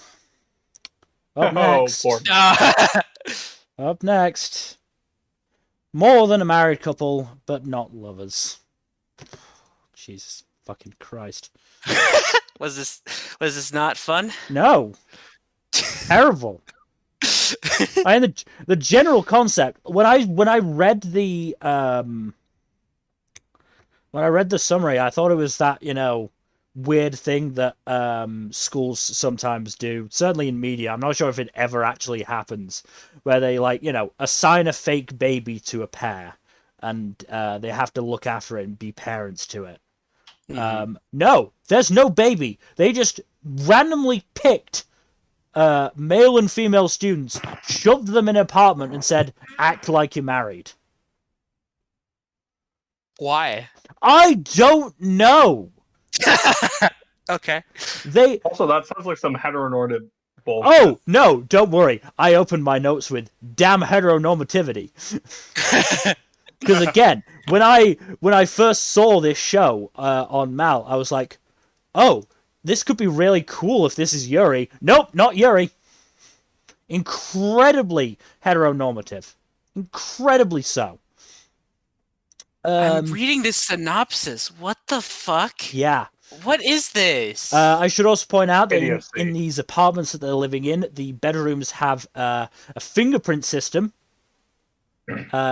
so that only the person whose room it is can open the door. So at least it's But why don't they just follow them in? Exactly. Mm-hmm. You sound like you're doing a Phoenix Right slam on your desk or something. And the point is that, you know, the protagonists just aren't very good people. Like the boy especially is just he's one of those nice guys. Oh no! Yeah. Like his first mention of the main female character was judging what she wears. Great. Like saying, "Oh, she dresses too revealing." Who the fuck Always a good cares? sign. It's not your fucking decision what she wears. Yeah. Fucking asshole. Just like say, "Oh, neat outfit," and then move on. And at one point he outright says, "Oh, I expected you'd have more experience at this type of thing." You know, pretending to be in a relationship. Or at least, you know, being in a relationship, and so therefore being able to pretend. So there was some implicit slut shaming there. Lovely. Yeah. Twice there were imagined sequences with the two main female characters, you know, acting sultry and lewd and all that shit.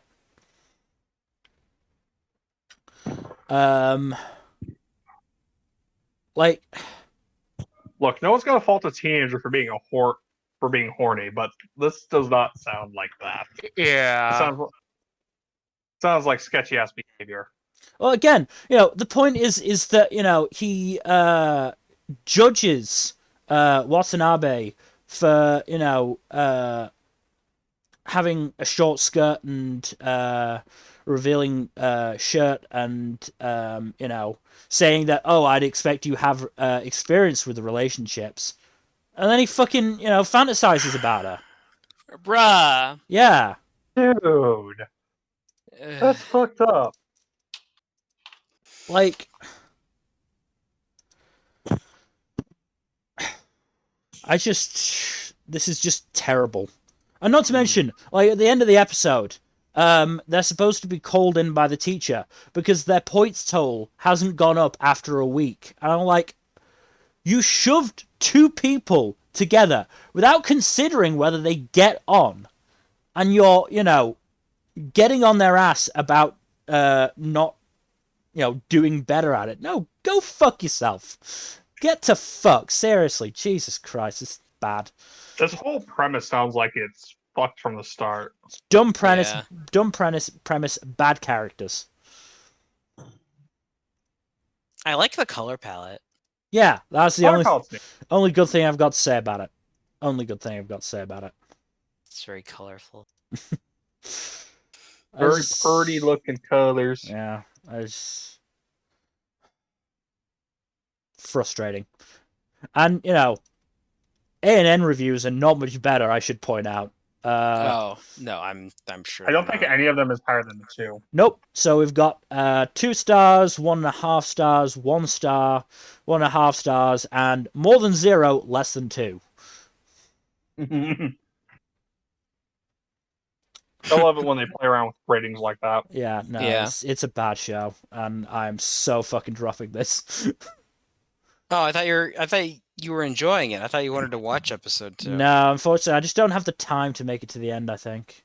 Oh, that's unfortunate. Or, you know, the Okay. ability to keep my sanity. You still have that? Damn. that's Mostly, actually yeah. insane. I mean, it's I left that behind ages ago. it's touch Yeah. and go sometimes, especially watching shit like this. Anyway, moving on to an actually good show. My Hero Academia Season 6. Hell yeah. Weird how the first episode wasn't like a recap, really. Yeah. No. I mean, it was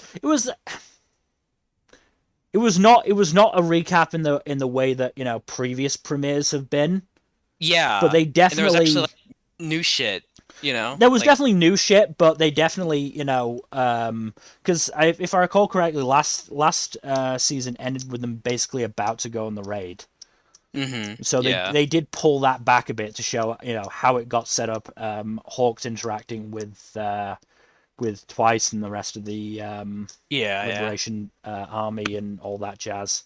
Which you know, not bad at all. Not bad at all. No. I'm happy we didn't start off with a recap again. Yeah. I don't like those. To be fair, given what they're going to be covering this season, it would have been pretty weird for them to, you know, start off with a happy-go-lucky episode where all the students are being happy and talking about their pasts. Yeah. No, episode 2 has the start of the big Mirko fight where she loses a fucking arm. Yeah. Speaking of Mirko, I have checked this. The sub didn't do this. The dub did a really nice line when she burst into the doctor's laboratory. She said, "What's up, Doc?" Yeah. No. Perfect. Absolutely. Fantastic. That's actually fantastic. Thank you. Whoever directed this dub. Fantastic. Who I think does the scripts on the dubs? It might be Colleen Klinkenbeard. Okay. Whoever it was, good job. You did good. I mean, that's so good. Could also have been like a fucking ad lib by the VA Naris Quinones. Yeah. But you know, whoever came up with it, good fucking job. that was the best line possible. That's really good. I like that a lot. But yeah, I mean, it was a solid first episode. I do question why Present Mike was going after the Doctor. Because it's personal. Yeah, that seems like a good reason for him not to be there. Let's be real. Yeah. I get that Aizawa has to be there. He kind of does. He's kind of like he's low key one of the most important heroes. Yeah, but Present Mike has a broken ass ability. Yeah, Present Mike. I don't know. He probably would have been better, you know, taking on the actual army members. The other thing, they mentioned that Kaminari, Hononuki, Tokoyami, and Komori are on the front line due to their wide-ranging quirks that can, you know, take out a lot of people quickly. Why wasn't Shoto there? Shoto was on evac duty because of his mobility, probably. I feel like that's I feel like they it is a bit of a stretch. Because this season is really, really emphasizing. Certainly, the OP did really emphasized Izuku, Shoto, and Bakugo. Yeah. So I think the whole point is to keep them together, basically. I mean, this is you know, less to do with the anime and more to do with the manga in general, or the series in general. But you know, it's just stuff that I was thinking as I was watching. And Twice now that he's gotten over his block is a terrifying opponent. Also, Mirko's fight scene in the second episode, fucking fantastic. Yeah. Really I'm looking forward to it. I am looking forward to it because first episode only dropped today, so. Yeah, for the dub, yeah. Yeah. But definitely looking forward to it. Kaminari also has his big spotlight moment in the second episode.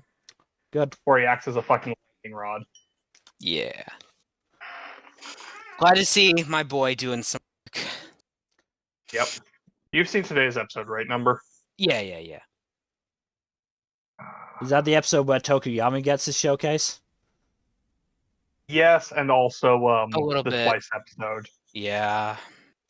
I mean, speaking of that, they really played up the tragedy of that happening in the first episode. Like, Yep. really did. Yeah. We'll talk about it more at the 3-episode Yeah, check-in, we will. but Yeah. But it was a good premiere. I enjoyed it. Yeah. And I'm looking forward to the rest Yeah, it of was a this good arc. premiere for once for My Hero Academia. That makes me happy. Yeah. It's premiere since what, the second season or something? Yeah, something like that.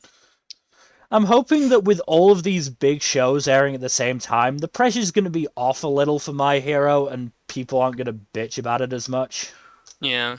No, people are going to bitch about Bleach and Chainsaw Man instead. Yeah, That's true. Yeah. that's my hope anyway. Because it Yeah. just gets Especially tiring. The CGI in Chainsaw Man.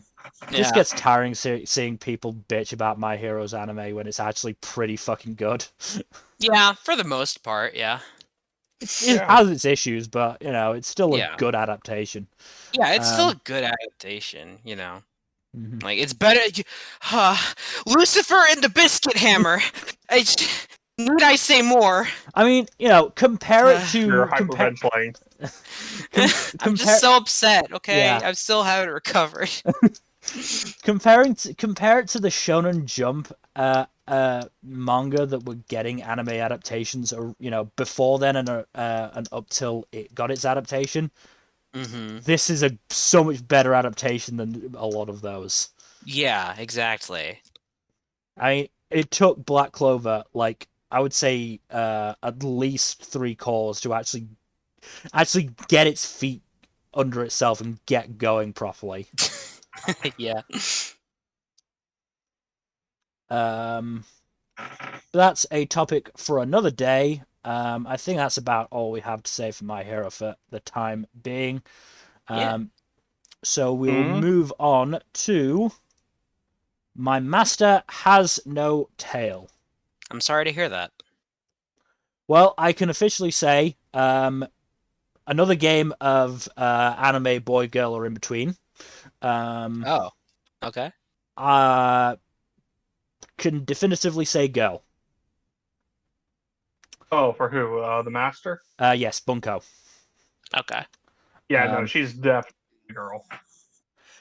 Again, the hairstyle and the facial features made me think boy, but once she started talking, I was like, okay, yeah, fairly sure girl, and then it got more confirmed later on. Yep. There was also some really good gags in this. So the plot of the first episode is that Mamada is a young tanuki who travels to Osaka. Some oblique time in the 20th century. Yeah, I'd say late 19th, early 20th century. It's definitely past 20th century, because they say it's or they go from Meiji to I think it's Reiwa era. I think that's the one after Meiji. So Reiwa is the current era. Oh, then Showa era. Then it might be. Is it current day? No, it's not current day. Definitely not current day. But it's it's too old for that. It's more modern Japan, basically. I think it's pre-World War II. Yeah, and so basically, Mamada goes to Osaka to try and start tricking humans, but none of them fall for her tricks. One of the things she tries is she transforms herself into a faceless person and tries to, scare a cop. But the cop takes it seriously and starts, like, asking questions. Like, do you need to go to the hospital? Are you okay? Where are your parents? And then there was the funniest gag of the episode. So basically, Mamada watches Bunko perform Rakugo, which wasn't great. The Rakugo wasn't amazing, if I'm honest. Hopefully it'll get a bit better. But I enjoyed the story, but I I've seen other people saying that the performance was not very good overall. So I don't know. But anyway, Mamoru gets found by the townsfolk, who by this point are getting really tired of her trying to trick them. And they chase her to the top of a tower, and Mamoru's like, haha, they don't know that I've got an ace in the hole. Jumps off and goes, there's an old legend about Tanuki using their scrotums as, basically like a parachute of sorts, and being able to just glide down. And then in midair she goes, do I have a scrotum? That's pretty good. Like, oh wait, I'm a girl. I don't have one. Yeah, no, it's basically that. Oh wait, I'm a girl. Thankfully, Bunko saves her because, as it turns out, she has a flying ship. Because I believe she's a kitsune. Yeah, I think that's what was said. Yeah. Cool. That's my take on it. Bunko tries to send Mamoru back home, but Mamoru decides to stay and become a Rakugauka. So it was a pretty good first episode. I said that gag with the scrotum just fucking got me. That was so funny. Like, I was like, so I'm sure that tale is true in this universe, but does Mamoru have a scrotum? She does not. Okay. We got a glimpse of Murase's character, even if he didn't speak. I'm so waiting for more Murase. I make no bones about it. But yeah, I definitely. Junichi Suabe's in this one too. Yeah, interesting. It's got a good cast, actually. It's got a really good cast. It does. It's got Lin in it too, and Ayana Takakatsu, Ikumi Hasegawa, Takia Eguchi, Junya Inoki. Mm-hmm. Junya Inoki is Mamoru's dad, so we've heard him a bit already, which was quite fun. But yeah, definitely a first episode I enjoyed. Looking forward to more. But we should move on to the next show, Raven of the Inner Palace. This one is really good. First episode was definitely interesting. Yeah. It has a lot of really good intersection of court intrigue and mysticism to it, I think. It plays at that intersection really nicely. Yeah.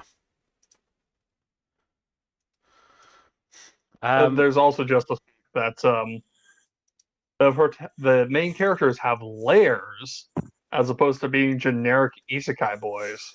Yeah. Sorry, I'm just trying to check on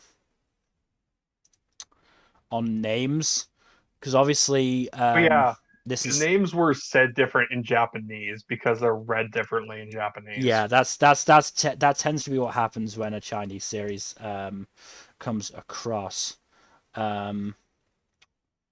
So I believe the main character is Shoshu. Shoshu, Japanese is Jusetsu. Yep. And the Emperor Koshun, yeah. Koshun in Chinese is Gaojun. Gaojun. And Juju is also Juju is just Juju. She's the handmaiden that I like Shoshu befriends. Yeah, Juju's great. I like Juju. Nice. Funny bit that if it was deliberate, when the Emperor and his attendant were talking outside of Shoshu's like area, I'm not really sure what to call it. Like the attendant said, "Are you really gonna visit her?" And the Emperor was like, That's why we are here. Yep. You're not getting out of this, buddy.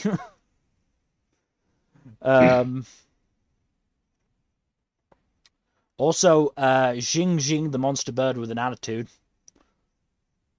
Absolutely fantastic pet design. Mm-hmm. Yeah, Shushu is a very interesting protagonist, especially with the big reveal at the end of the episode.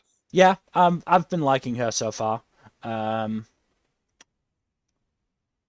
She's definitely been interesting. I like her personality so far, especially when she was interacting with Juju and the other worker. Yeah. Like that definitely felt like more of the real her. Also, the fact that she got bribed into doing the job with food. Yes, relatable.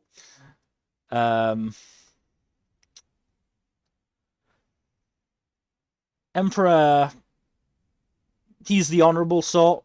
Seems like a decent enough dude so far. I mean, do remember this is still an Imperial Chinese court. Yeah.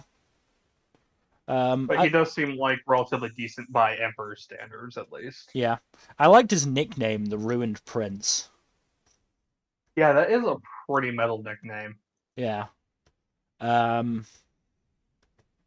also liked when the worker was telling Shoju, about the story. I really like the art style that they used. Yeah, it's a really neat art style. Just and it's a marked shift from the overall art style of the anime. Yeah, so It really helps out.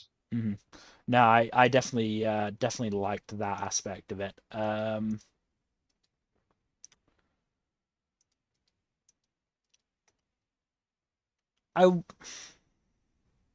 I hope that I don't think there's bad chemistry between Shoju and the Emperor, but I do hope that they get more time to interact properly rather than just sniping back and forth. I do hope that relationship gets fleshed out and developed because it does have a lot of promise as a good point of interaction.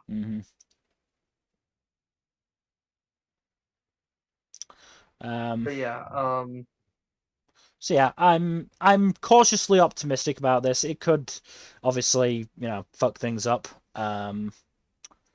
Should things go badly, but I'm hopeful that it won't. Yeah. Being done by Bandai Namco Pictures, which is interesting. Huh. Also produced by Aniplex as well. Oh boy. Amongst other things, it's produced by 5 or 6 different.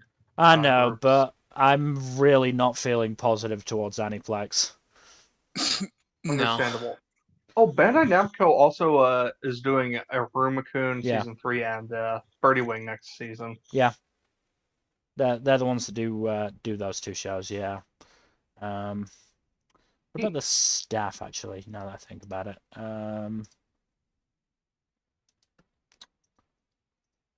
Director has done a shit ton of Gintama stuff.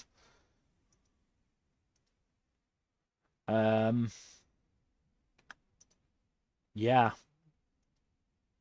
Pretty much been the director for every Gintama thing, which is interesting.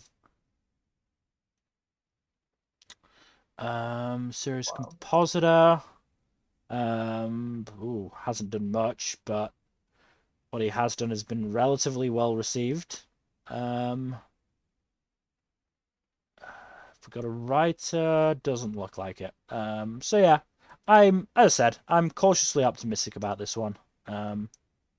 Hopefully it manages to follow through. At least it has source material, so it's harder for it to bed like an original could. Yeah. But moving. Also, it is nice to have a few shoujo / josei. Yeah. anime adaptations getting prominence. Definitely. But moving on to Reincarnated as a Sword. You know what this series gets bonus points for? It says in episode 1, slavery is bad. Good for this show. Better than 90% of isekais right off the fucking bat. Yeah, Yeah. that's the bar we're working with, folks. Yeah. Yep. No, it does one better than just saying it's bad though, because Sword Boy here, once he's confronted with Fran, the cat girl, the guy who owns her slave contract, he's like, "You will obey me and go back to being a slave." He's like, "Haha, no, fuck that," and immediately uses telekinesis to snap the guy's neck and then burn the contract. A plus. Just A plus on that bit alone. But yeah, now the first episode does have the big flaw of the first half being kind of dull leveling up of just the sword gaining skills and killing monsters over and over again. There is some Mhm. variety in the monsters and the skills, but there's it's mostly just a montage until he finally encounters the cat girl, who is wonderful. And also just like she has a lot of grit and determination to her, which is really nice. She has a dream that she's aspiring towards. What, an anime Because character having a dream? What? unfortunately, she's not aiming to be king of the pirates. Oh. That'd be no. No, she wants to evolve. So I know that sounds odd because science. Uh, but anyway, basically, beings in the setting can evolve after they get strong enough and enough experience. Mm-hmm. But no black cat has evolved in living memory. Hmm. No one can recall any time when a black cat has evolved. And so Fran wants to be wants to evolve and show that black cats can as well. Yeah, it's and the sword, who doesn't really have a name. He's just called Teacher by Fran. So Teacher wants to help her achieve her goal and strikes up a contract with her, making her his wielder, and him his unofficial, and him her unofficial protector. Hmm.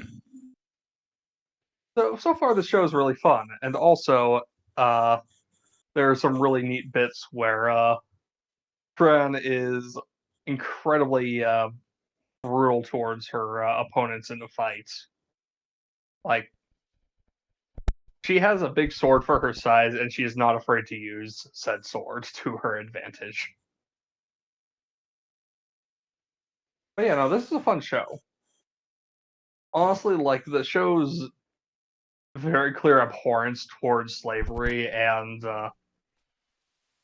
from a female deuteragonist with clear agency and goals puts it several steps above the standard isekai, in my opinion. Mm-hmm. Mm-hmm. But also a point in its favor: no real fan service. Good. There's a couple of odd outfits here and there, but nothing that the camera leers at. So it's like they just chose to wear these outfits, and the camera doesn't really focus on that too much. So yeah, this is a good one. Okay. I was curious about it, so I'll probably take a look at it. Now, this is the first season in a while that I can confidently say that there are actually a few good isekai, Good. and this might well be the best of them this season. I'm gonna look at the voice cast real quick to see who all is in it. Hey, you got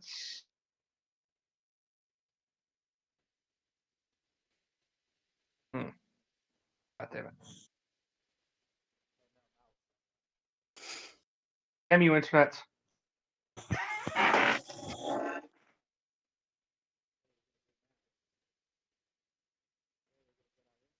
Okay, Mal's down. Is it? Yeah, I'm getting a... It is. Yeah, it is. Yeah, that's crazy.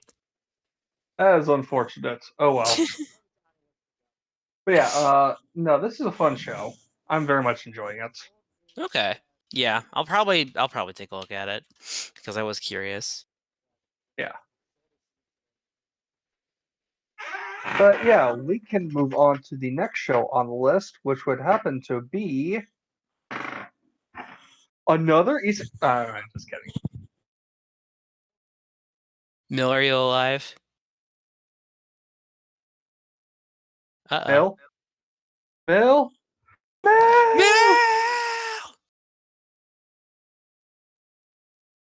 Number, I think he's disappeared. That's crazy.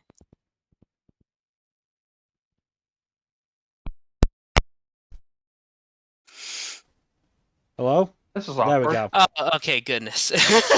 There we go.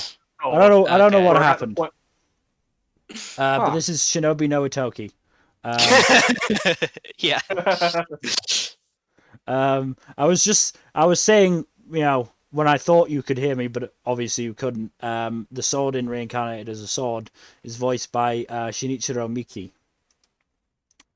So Ali Cred in Iruma, Sogen in Bakamatsu Boys, Uncle in Kuroitsu-san.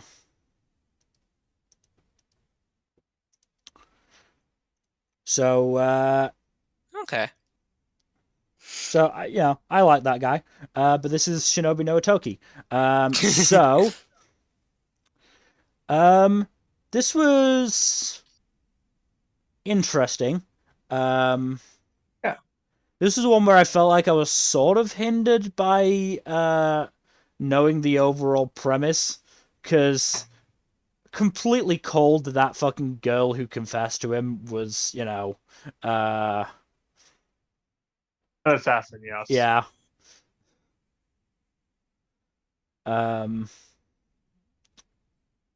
Like, I actually said, if this girl really does like him, I'll feel bad. But she is coming on super strong for a, 13, 14-year-old? Yeah. And then fucking told you. But yeah, I also, I mean, it's not doing anything, like, too spectacular in the storytelling department, but it's doing things efficiently. If it Managing ain't broke, don't fix it, I guess. Yeah. Because, again, it set up that Ittoki was feeling stifled by the schedule his mum had him on, which, went to a breaking point when he has to go out on a date with this girl. And the mum, who, clearly knew that there were people out for his head, was like, "You've just met this girl, and she wants to go out with you. No." She saw that it was sus, and he did not. Well, because he didn't fucking know. Because they wait until he was in middle school to tell him. Yeah. I mean, but he was also at least somewhat thinking with his dick.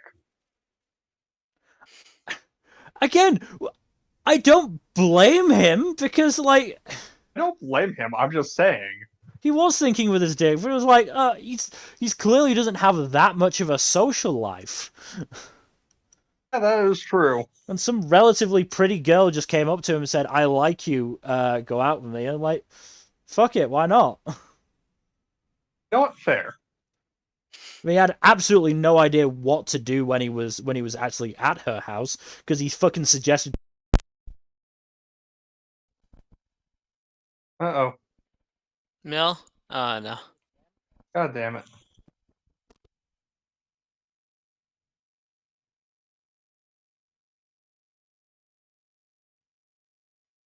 Mid-sentence.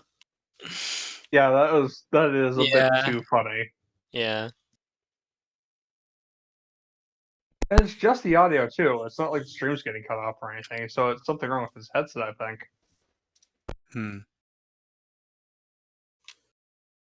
That is unfortunate. Yeah. Oh. Oh, There you are. Hello? Oh. hi. Hello, Can hear Mel. you. Yeah, I don't know what's going on. That's Oof. damn. It Oh, might be let's my talk- headset, or it might not be. Yeah. Anyway, where did I get cut off? You got cut off right when you were trying to justify Ittoki. Yeah. Well, the point is that, he's clearly not got much of a social life. He's feeling stifled, and this girl comes up to him, says to go out with her, and she's, Yeah. pretty. Yeah. So, fuck it. I mean, he clearly doesn't know what the fuck to do on a date because he suggested playing fucking rock paper scissors. No, that's a sick activity for a date. You crazy? Yeah, No, totally. But yeah, it felt weird that they waited that long to tell him. When they were clearly already, prepping him for it. Because, like, let's be real, he would have been more accepting of the schedule had they told him, like, when he first started doing it, yeah, this is so you can take over to be head of a ninja village. The Yeah. Hokage? Basically. I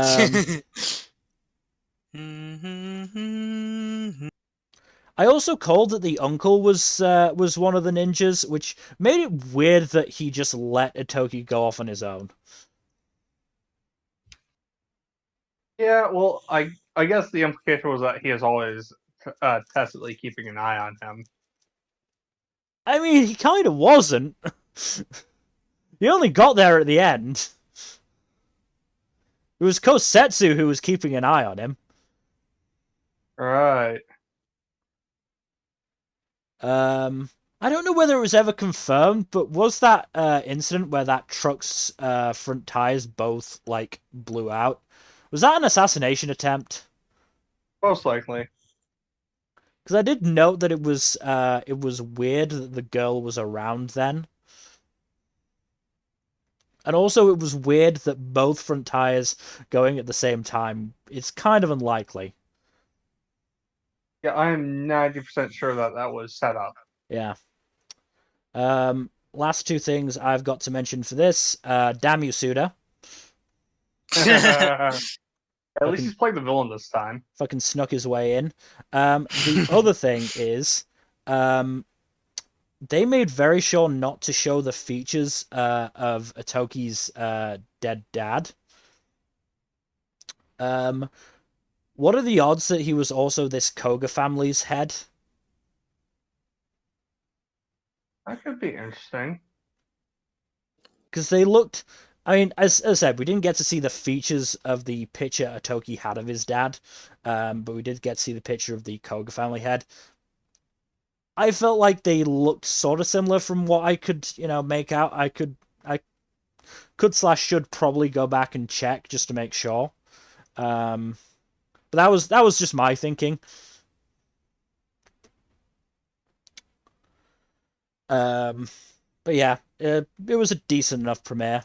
I enjoyed it well enough. I mean, I'm sort of, I'm rooting for it to succeed, if only because this is by Troika, the studio that did Bloom, and I'm fairly sure some of the staff worked on Bloom. Yeah, the director storyboarded and directed a few episodes. Not the writer then. Could have sworn there was more. Whatever. It's from the same studio even then, regardless. Yeah. I want it to succeed. Yeah. And hopefully they'll get back to Bloom at some point. Maybe. That's... Hopefully. I've seen weirder things get a season 2. So. Yeah. Anyway, we should move on to Spy Family Cour 2. The goodest of boys is here. Hell of a premiere. Hell of a premiere. Borf. I like his borfing, but I also kind of expected it to be deeper. I mean, I get it though. Yeah. Like I'm not saying it's bad. I'm not saying it's bad. It was just something that I You have a thought. hot take about Spy Family. Get out of here. I will not stand for this. Don't insult best boy, I'm James not. Borf. I love him. I love him so much. I even put down that Bond is such a good boy. He is a good boy. Yes. How do you guys Um, feel about the new OP? I liked it. I like it. Yeah, definitely liked it. I love it. It's fantastic. So just running down my notes, the military dogs flexing in the background was great. Yeah, that was That pretty was cool. hilarious. Yeah. Anya saying shit twice in the same sentence, and then Lloyd just internally being good assist. But what's your fucking language?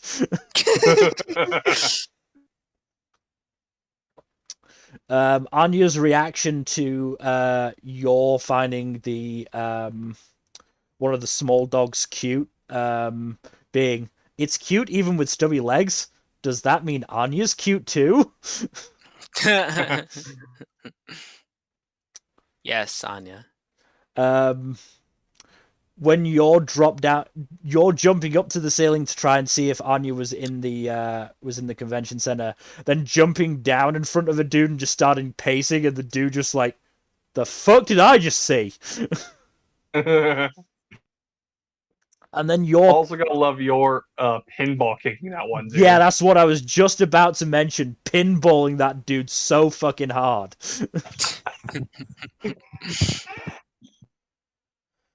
Oh, that bit was great. Yeah.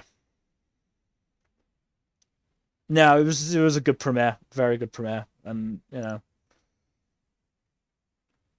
It's Spy Family. You're expecting quality from this. yeah, pretty much at this point. Mm-hmm. Oh, good, Mal is back. Oh, Yep, good. it is indeed back.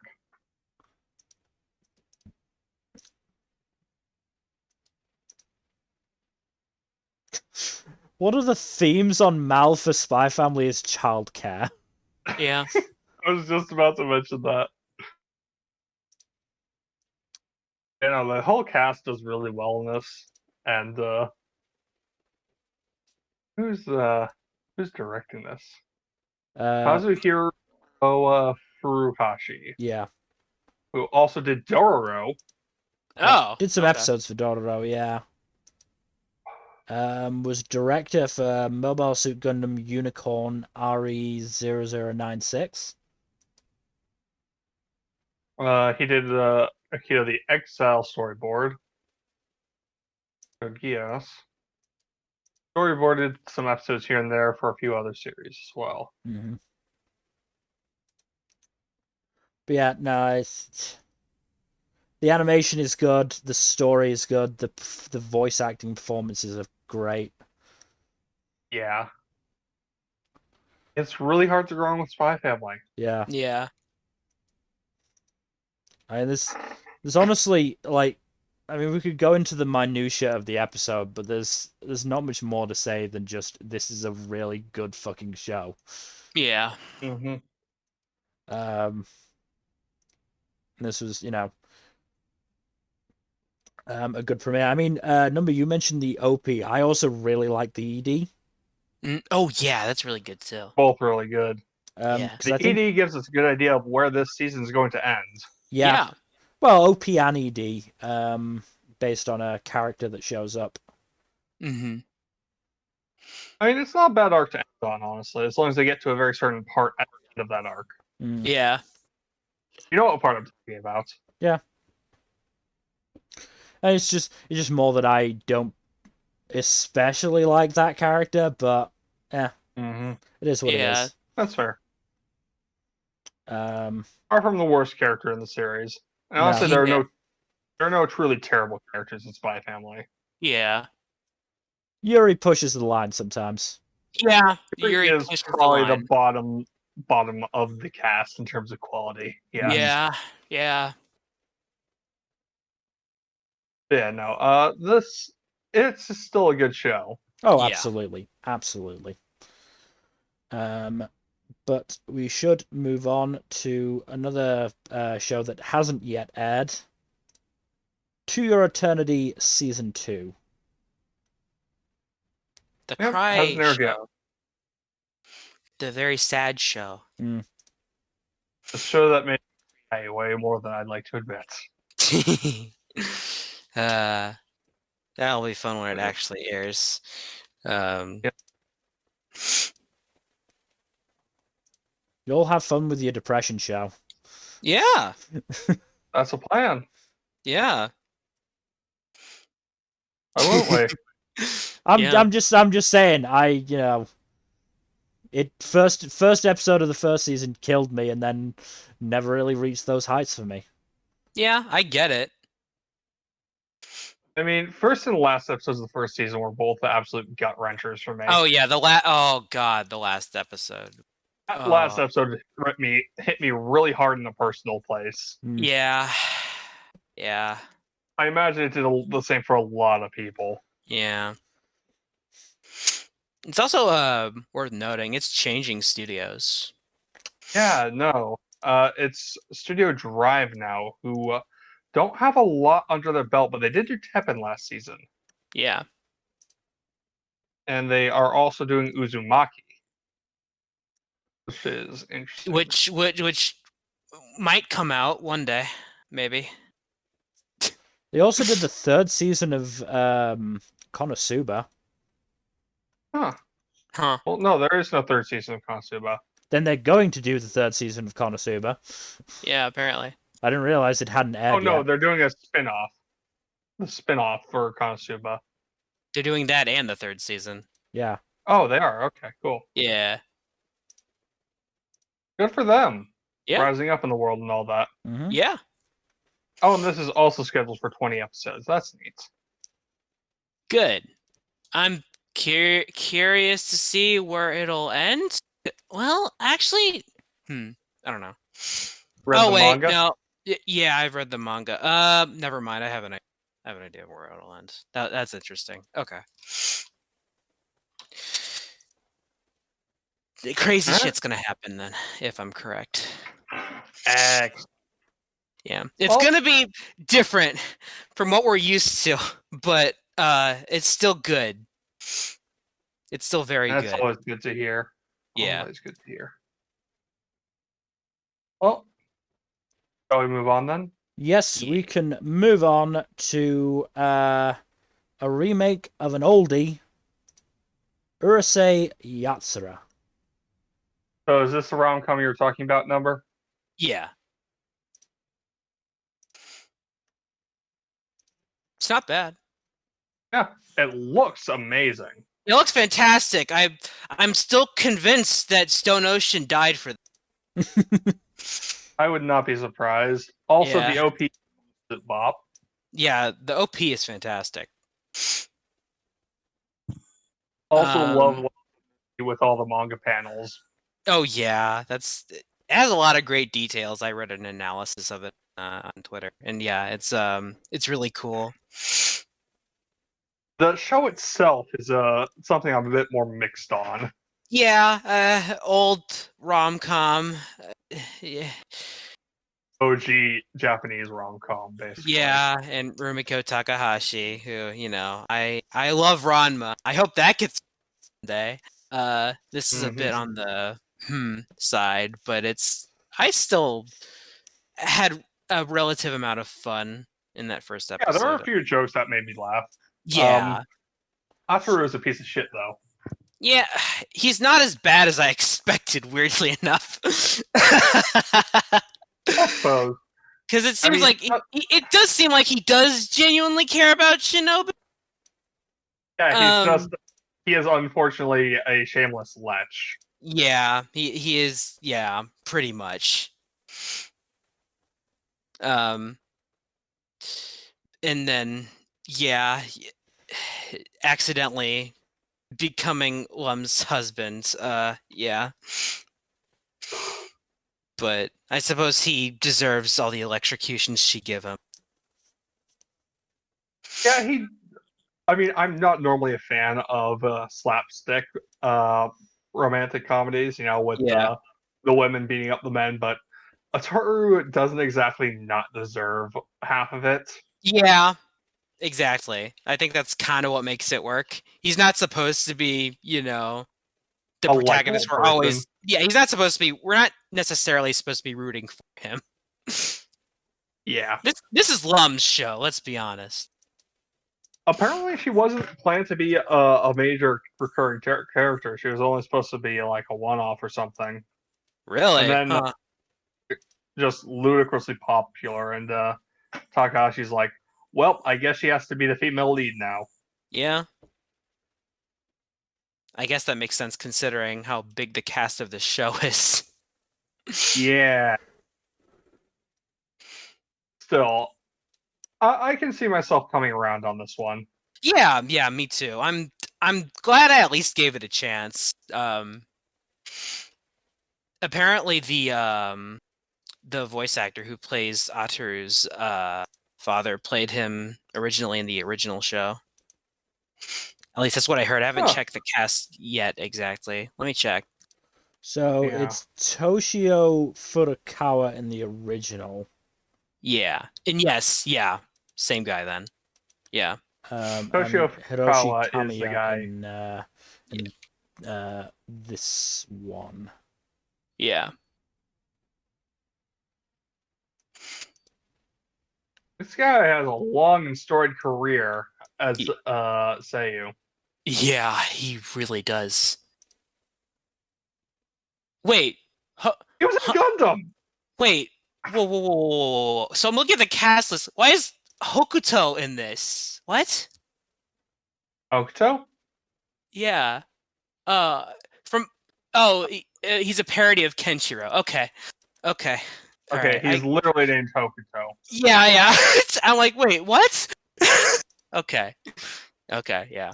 Oh, also What's Lum's Juni mother. Noe? Also, Lum's mother played Lum in the original show. Ah.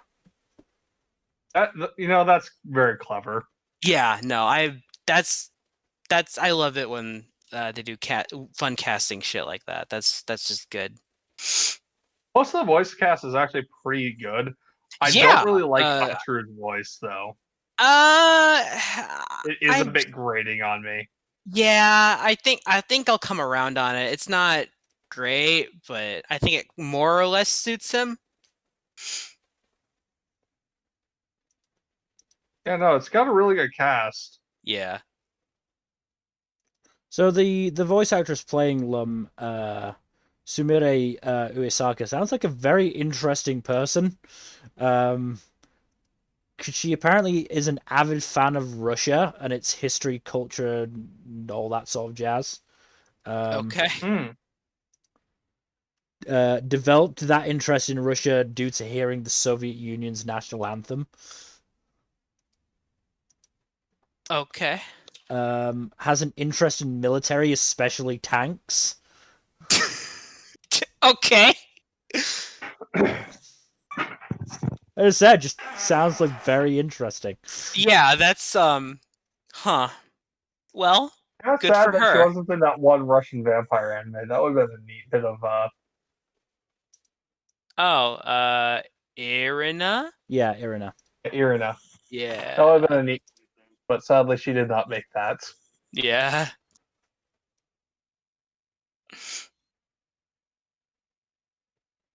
Oh, she wasn't jockey though.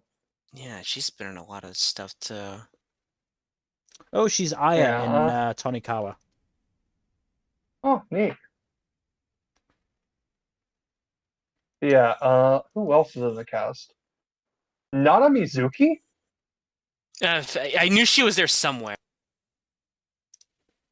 Excellent. Good. Sari Good. Hayama's in there somewhere. Ushida Maya. Kana Hanazawa. Mamoru Miyano. Naturally. Good. Good voice cast then. Mm-hmm. Yeah, it's Definitely. a good voice cast. Yeah. Hopefully, I'll be a bit warmer on this show as it goes on. But at the very least, it's not as bad as I expected. So. Maybe Love Flops kind of softened that for you. Yeah, it did. It absolutely did. 1,000%. I'm not gonna sugarcoat it. This is peak compared to that. It's But not a high bar, but we're being honest, man. no, it's not. But it's just yeah. This saves me from love flops. So. You're right. But yeah. So it should be interesting at least. Mhm. It's I do enjoy watching old things get remade like this, when they get the treatment that they neat. deserve. So like I said, I hope Ranma gets this one day. Yeah. But we can move forward. Okay, moving on then to Uzaki Wants to Hang Out Season 2. This is pretty fun, honestly. You're getting the same stuff with this season as you are getting with the first season on it, though. Mm. Which should not be surprising to anyone. Yeah, no, I think Sakurai and Uzaki have developed a fun rapport with both each other and their supporting cast, so this is a fun time, and there have been some fun and cute moments here and there throughout the first couple episodes of the new season. Okay.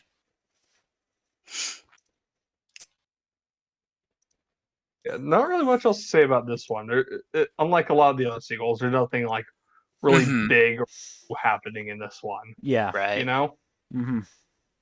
Okay, then we can move on to our penultimate premiere, Vazzrock the Animation. And what a wet fart to end on, I'll be honest. No, penultimate. We've still got one show left. Oh, okay. Oh, you're right, we do. Cool. Yeah. Great. Oh no, I was also sort of like, oh god. Yeah. I was having to quickly remember the alphabet. Does V come after W?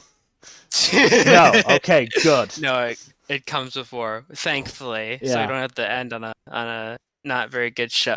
I don't know what this is. So like it's like it seems like the whole premise of this are these two male idol groups, Vazzy and Down the Rock or something like that. I forget the name of it already. They like Bazzy and Rockdown. Rock Down. Yeah, that's what it is. Yeah, so like the entire first episode or like the first half of it is basically just an interview with them. Mm-hmm. And they're just talking about their shenanigans and stuff like that. And then the second half is like a few of the members from one of the group doing like a filming for a show. Yeah. And it's like, what is this? I don't really understand. Like this like these are male idol groups and there's like no music at all. Like I don't know. It's very odd. I feel like I'm missing something here. It's just strange. Very possible you are. I'm just looking at the Mal review. 111. Who are you people?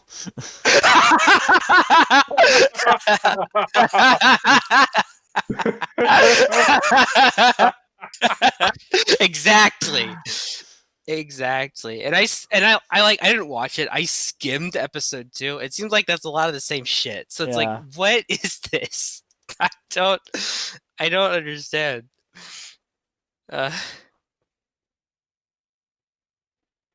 Yeah, okay, fair enough. Yeah, it's just so not like what I did watch just Yeah. not very interesting. None of these characters seem very interesting. Their designs are kind of just whatever. Yeah. It's just, and in fact, there's hardly any music in the show itself. It's like I don't care. It's yeah. So, we'll move quickly on then. Yeah. To our final show, and it's a good one. Welcome to Demon School, Iruma-kun Season 3. I'll watch this one day. So first things first, my favorite Iruma OP by far. This is a neat OP. Yeah. Also, just so fucking funny. There have been some really funny premieres this season, and this was another one. I mean, just Clara in general amuses me so much, but for example, when Kalego is handing out the mentor assignments, and Iruma and Shax are the only ones left, and like, oh God, who have we got? Kalego? No, I'm not participating in this. Oh, thank God. That's what you're thinking? Well, good luck. You're with Robin. And they so clearly do not trust his process. Oh, absolutely not. Why would they? I mean, when they get to his relative, Bachiko, she's like, "Hey, they don't trust you, Robin." Though I can't say I blame them. Also, Bachiko's Bachiko is great. She's voiced by Naruto's VA. Oh my God. Yeah. Oh, that's perfect. Yeah. Where is it? Where's the name? Junko Takeuchi. Yeah.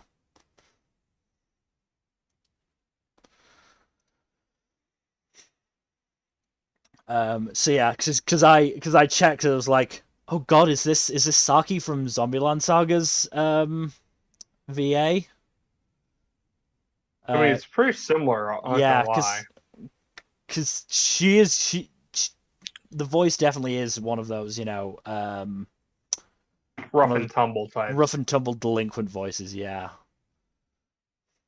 And once again, Iruma has to cross-dress. Yep. And this time, Lead has to cross-dress too. Shax. Also funny was the post-credits thing of Shax just being like, "How do you get this thing on?" And Iruma just does it in seconds. And Shax's like, "Okay, just learned something new about you." I love the cross-dressing Iruma running gag at this point. He just does it so well. He pulls it off so Yeah. ridiculously well. I've seen I do like screenshots. Yes, he does. Yeah. I do like that the issue people raise with him cross-dressing isn't that he cross-dresses, it's that he cross-dresses in frilly outfits. Yeah. But yeah, I mean, this is setting up what sounds like a really interesting training arc. With some really good good combinations as well.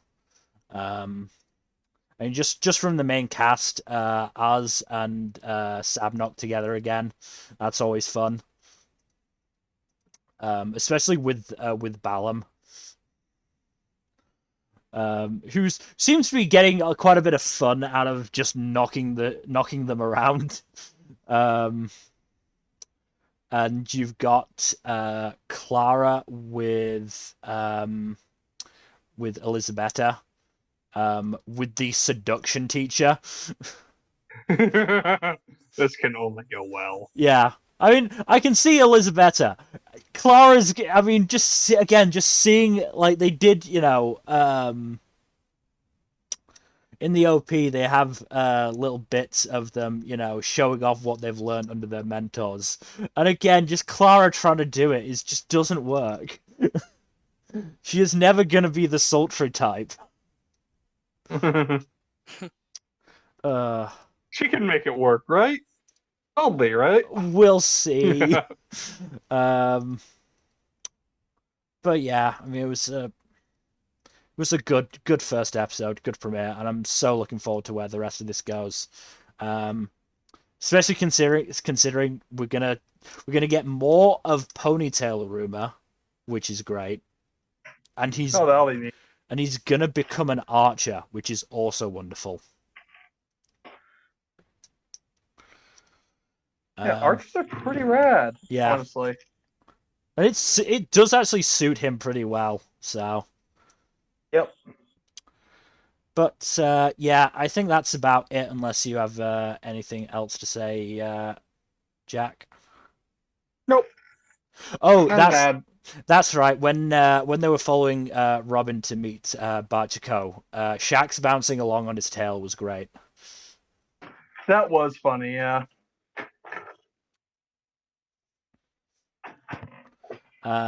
Yeah, I think that's about it. So those are all of the premieres. So what shows am I dropping for sure?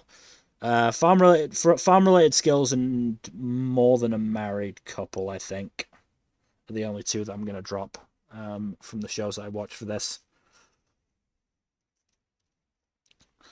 I've also obviously got All Saints 3 and Arknights coming up at some point. Mm.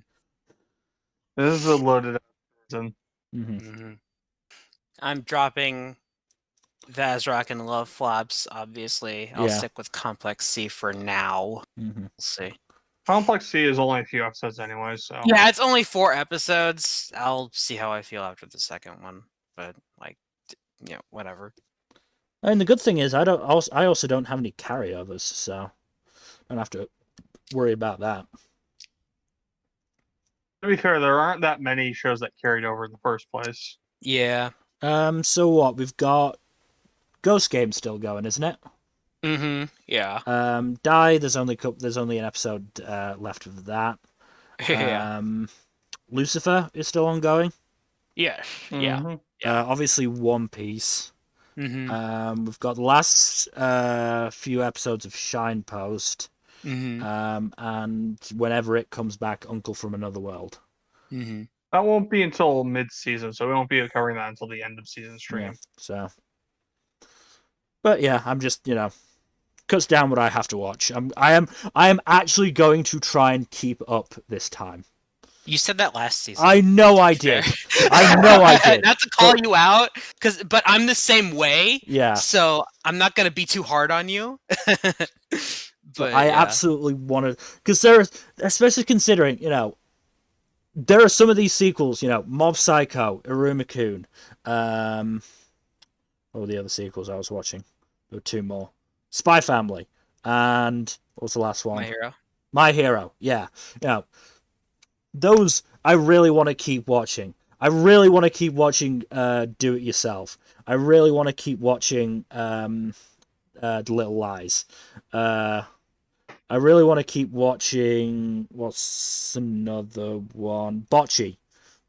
Blue Rock, stuff like that. Yeah. I can't guarantee that something like, Berserk or Legend of Mana that I will, go out of my way to try and keep up with. But even if it's a case of, I do still have to catch up at the last minute, but it's only like 2 or 3 shows, that's still so much better than before. Yeah. So once this stream is over, I'm going to go through and see which, actually write down what days my shows drop, and if I can figure it out what time they drop as well, I'm going to set myself an alarm to keep up. I'm going to do this. You do what you have to do, bro. Yeah, I'm gonna do this. I promise. I don't want to have to in a week and a half go, oh god, I've got two or 3 episodes of some of this shit of like a dozen shows. Oh god, I do not want to be doing that. So, and if I manage to actually keep up properly, I might start Akiba Maid War. Cool. I think that's the only other one I'd want to start from the ones that I haven't. Of the ones I haven't started, the only one that I can see myself starting maybe is Lies We All Tell. Yeah. Mm-hmm.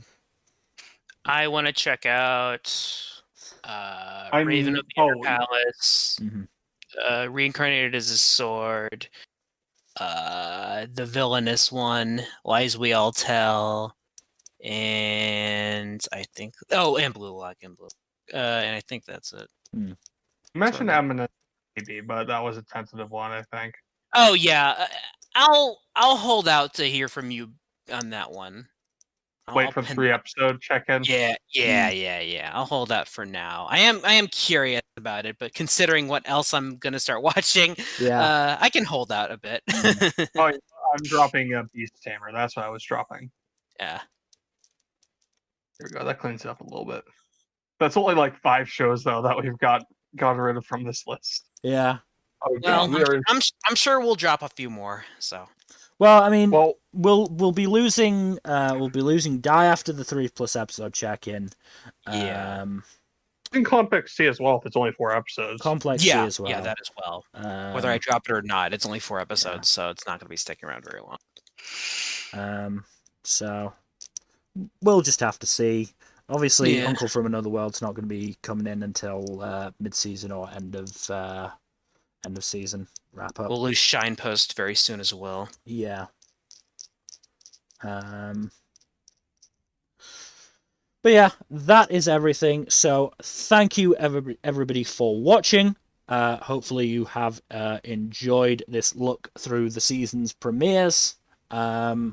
In terms of future stuff, tomorrow Jack and I will be continuing to play Deathloop. Things went better on Thursday. We didn't get blown up by as many mines as Tuesday, which was good. Mine. So many mines. So many fucking mines. Tuesday, I'll try and get through Hollow Forest, but I'm not making guarantees. I really hate that level. All Force is awful. Yeah. Thursday should be the last Ace Attorney stream. Looking forward to that.